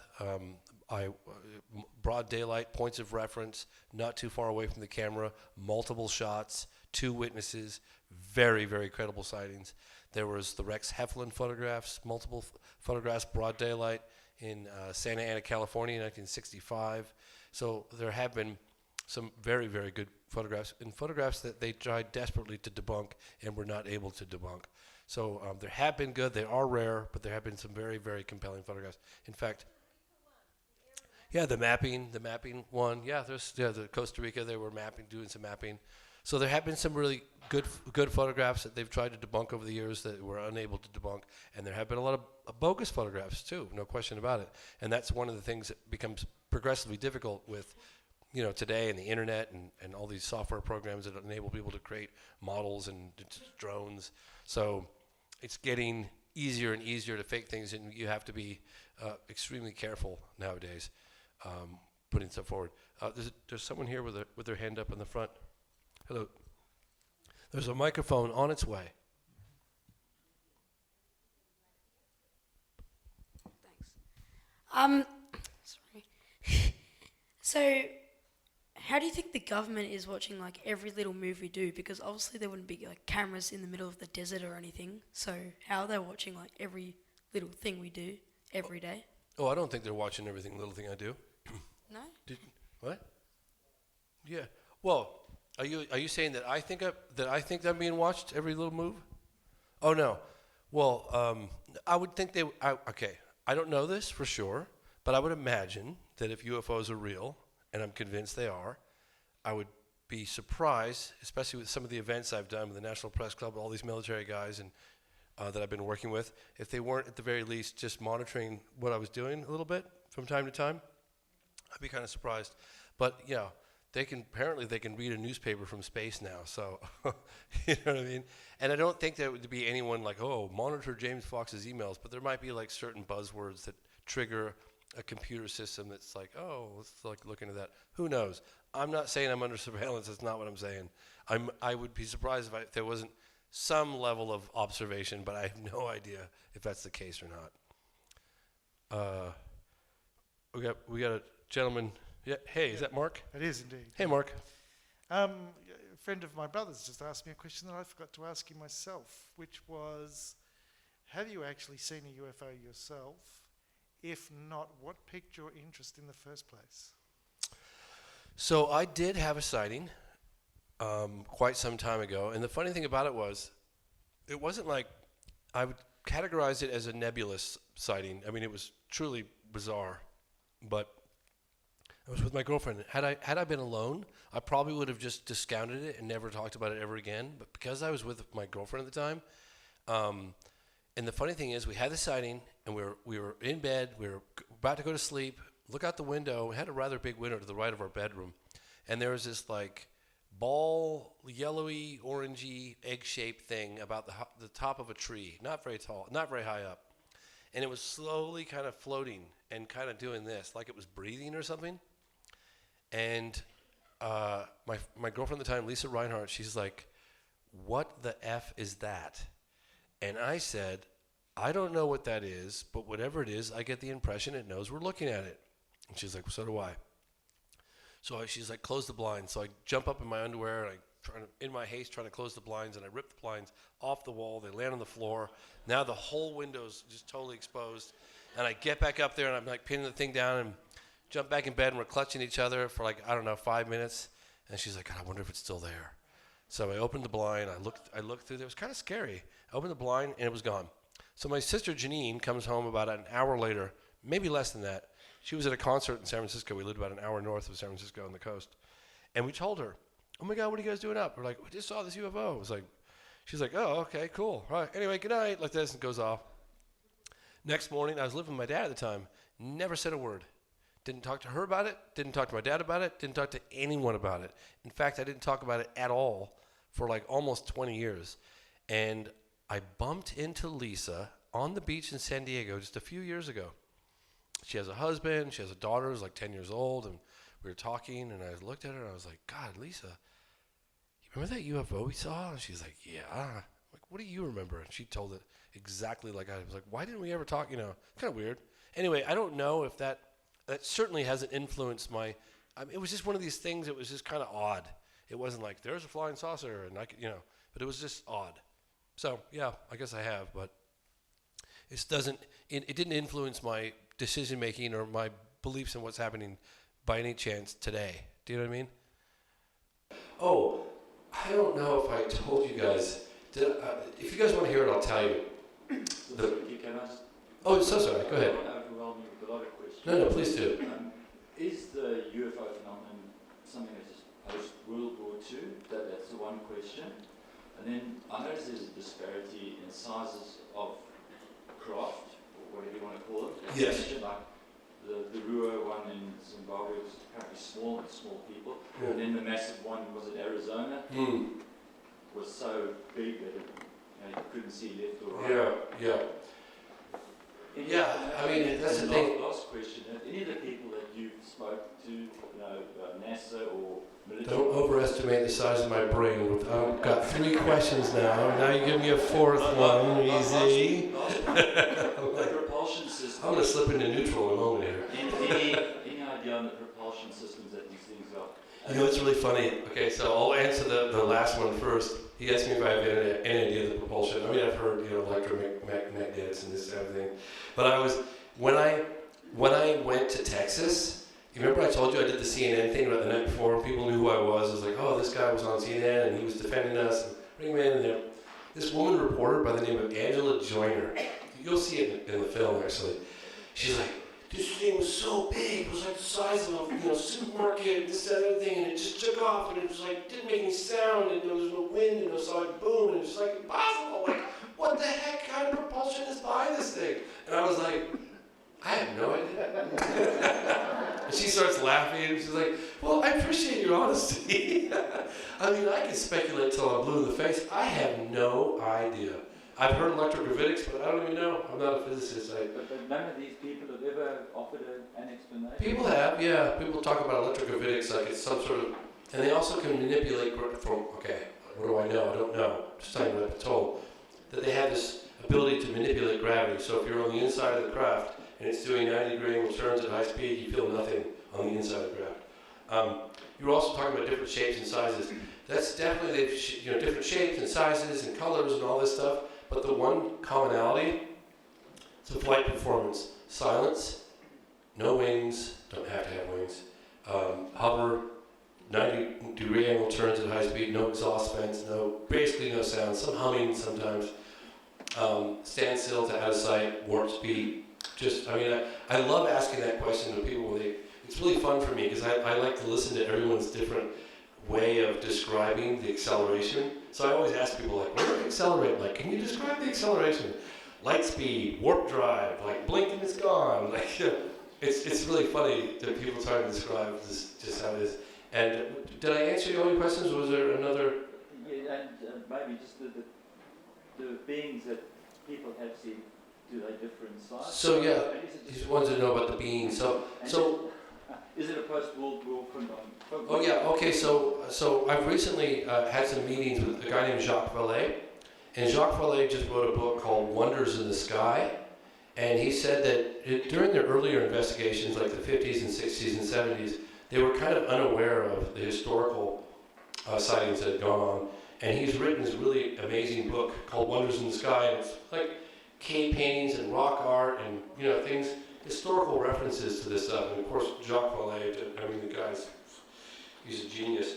So, excuse me, I was thinking at some point in this production, we're probably going to make reference to historical stuff, because it's quite fascinating. When I saw the Wandjina, the cave art and rock art, I had chills, because I had been given a drawing of the beings from the children in Rua, Zimbabwe, just like a month or two earlier, and then I can't remember exactly how, but I stumbled upon this cave art from the Wandjina. They're supposed to be the supreme spirit beings from the Aborigines. And let me tell you, the parallels were, I couldn't believe it. I was like, oh my God, this even down to the last little things around the heads and the big black eyes. I was like, this is identical. And these are thousands of years old. Unbelievable. So, I mean, I'm not a specialist in terms of the ancient stuff, but I certainly get the impression that it's nothing new. So I'm going to tell you, looks like I've got about 5 seconds. No, just kidding, 5 minutes. James, it's Michael with a question about Bob Lazar, who claims to have been employed as a contractor in Area 51 and claims about propulsion systems and Element 115. Do you have any views on his credibility, etc.? Well, I met Bob Lazar. Bob Lazar was the guy that came out in the 80s, late 80s, I believe it was, and he said he'd worked out at Area 51 and he'd seen all this information on the different types of flying saucers and the propulsion behind the flying saucers, and as you said. And I met Bob Lazar, and I have no idea if anything that he's saying is true or not true. The impression I get from meeting him and listening to his story is that he believes what he's saying. I'm not going to sit here and tell you that I feel like he's an example of potentially what I'm about to say. He might be. But there's no question in my mind that there has been a concerted effort to obfuscate this whole issue and just cloud it with all kinds of mystery and debunk stuff and rant and just like crazy rants. There's been multiple cases over the years that this has happened to. Is it possible that the military have like brainwashed certain people and made them come up with all kinds of wacky-do? Some information might be true, some might be false, but just throwing everybody off and just making it sound all so crazy that nobody wants to touch this stuff? I wouldn't put it past them. I felt like I talked to the deputy base commander of a case that happened in 1980 in Bentwaters, England, along with all the witnesses that night. And there was one guy that just lost his marbles, and he started making all these outlandish claims, none of which were true. But it got out into the mainstream media, and people were like, oh, aliens landed, and they made contact, and it was like, no, that's not at all what happened. But it muddied the waters. So whether or not Bob Lazar was taken and used as a pawn to kind of muddy the waters or not, I don't know. But I certainly get the impression that he believes what he's saying. Yeah, I think we have time for like maybe, we have time for like one more question, or? Abductions. What's your view on abductions? What is my view of abductions? So, if you look at the previous works I've done, I've only done Close Encounters of the First and Second Kind. This is my first film that, because I feel like it's a slippery slope. When you start getting into like, you know, just Close Encounters of the Third Kind. So Close Encounters of the First Kind, it was categorized by a guy that investigated UFO sightings for the United States Air Force, Dr. Jalen Hynek, and he worked with Steven Spielberg on the film Close Encounters of the Third Kind. He coined the phrase. I feel like it's hard enough just to talk about UFOs themselves and the intelligence behind it, and then you go a little further and start talking about the beings. This is my first attempt at talking about Close Encounters of the Third Kind. So Close Encounters of the First Kind is a sighting. Close Encounter of the Second Kind is a sighting that the object that's sighted somehow interacts with its environment, whether it leaves burn marks on the ground, or like in Richard Dreyfuss's case where it burned his face. It's interacts with the environment. That's Close Encounter of the Second Kind. Close Encounter of the Third Kind is when the witnesses claim to see the beings. And so I am delving in for the first time into that. Now, this gentleman just talked to us about abductions. I have not looked in, of course you can't be in this field and not hear about different abduction stories. There's the Allagash, there's Betty and Barney Hill, there's Fire in the Sky with Travis Walton. Those are some of the more credible encounters that I find very compelling. But there's also people claiming to be swept up at night in their beds. I have no idea as the validity of this, other than I've met some of the researchers, and they certainly seem like intelligent people. There seems to be a pattern, but I have absolutely no expertise in that field at all. Yeah. If it is happening, boy, that'd be terrifying. I can imagine why the governments wouldn't want this out. Can you imagine? Okay, guys, so I'll do one last question. The gentleman in the back, your finger in the air. Yeah, just one question. Do you know anything about the activity on the moon? Well, he's asking me if I know anything about the activity on the moon. So, I've met with a number of Apollo astronauts, and not one of them has said anything about any activity on the moon. And I feel like I haven't heard anything credible in terms of NASA employees or actual Apollo astronauts personally. So would it be a great staging spot potentially for any activity that was on Earth on the backside? It certainly seems like a good place to me, but I have no credible information to suggest there are bases on the moon. There are people out there saying there are. I have not seen credible information on that. So as far as I'm concerned, I'm just going to have to do a big no comment on that one because I don't know. Yeah. Just quickly, with this whole disclosure movement that's been pushed around for the last 10 years now. Yes. Disclosure is the catchphrase of ufology now. Mm-hmm. And it seems to be pushed by a couple of individuals, mainly Stephen Bassett, Mm-hmm. Greer. So I would class you as one of those individuals who are trying to get some disclosure happening through your mainstream. Has Stephen Bassett or Stephen Greer touched base with you, or have you touched base with him? Just because you seem to be on the same path. So I'm of the camp, and I disappoint a lot of UFO researchers out there, that disclosure will never happen. And because what are they going to disclose? And I feel like the military-industrial complex are the ones with all the information, and they're not sharing it with elected representatives. Therefore, we don't really have access. And then, on top of that, I had a meeting just recently at Jacques Vallée, and I value his opinion so greatly. Like, this guy is a heavyweight intellectual on this topic, and I really listened to what he said. And he said that basically they've taken it out of the hands of government and put it in the hands of this complex, like the private sector, and therefore it's private property, it's private domain, it's private information, and the laws of government don't apply to these people. And that is how they've kept it secret. So when you take, like, President Clinton, who did make a concerted effort to get access to this stuff, they could honestly say, well, we don't have any records. And they're probably right. Maybe they really don't have any records, but they're looking in the wrong place. And maybe the government records have been taken out and put into a private sector, in which case Lockheed Martin, Boeing, whatever, who knows. And that would be a legitimate response, but it's there, but we can't get access to it. So there is really nothing, in my opinion. I just don't see how the governments are going to disclose it. So my whole feeling is, let's get this disclosure on our own. So let's go out there and find out what is known and get their participation and do it that way. So that's kind of my feeling. Don't get me wrong, I'd love nothing more than for world power governments to come forward. I just don't see it happening. Yeah. When can we expect the new documentary? Oh, so when will they expect the new documentary? So we'll be done shooting in 2 months. We'll have a couple of follow-up interviews. That's always inevitable. And my goal is to have a good rough cut done in 1 year. And then generally when I have a rough cut done, it's about 6 months of polishing. So I'd say about 1.5 years, and then we're going to start shopping it. And will you vow never to make another UFO documentary again after this? I know. Well, I have learned never to say never, but Jesus, I'd like to think it would be my last one, but I never say never. Yeah, so we can expect another one.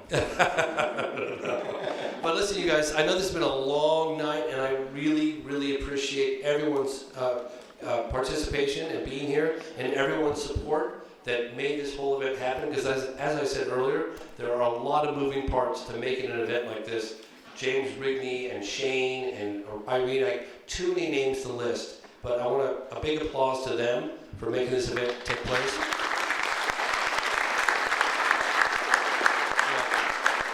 And thank you very much to all of you for being here tonight. And I'm going to stick around for a little bit, but I have to fly in the morning, and then I have another presentation in Perth on Sunday. I was hoping to have one day to relax in Perth, but so I'll stick around for a little bit. I'm going to have a glass of wine. If is there any wine? I hope there is. Okay. All right, guys, thank you so much. Really, thank you. Thanks, James, on behalf of Victorian UFO Action for sharing all your experiences with us tonight. And we'll certainly all do wish you the very best for 701. Cheers.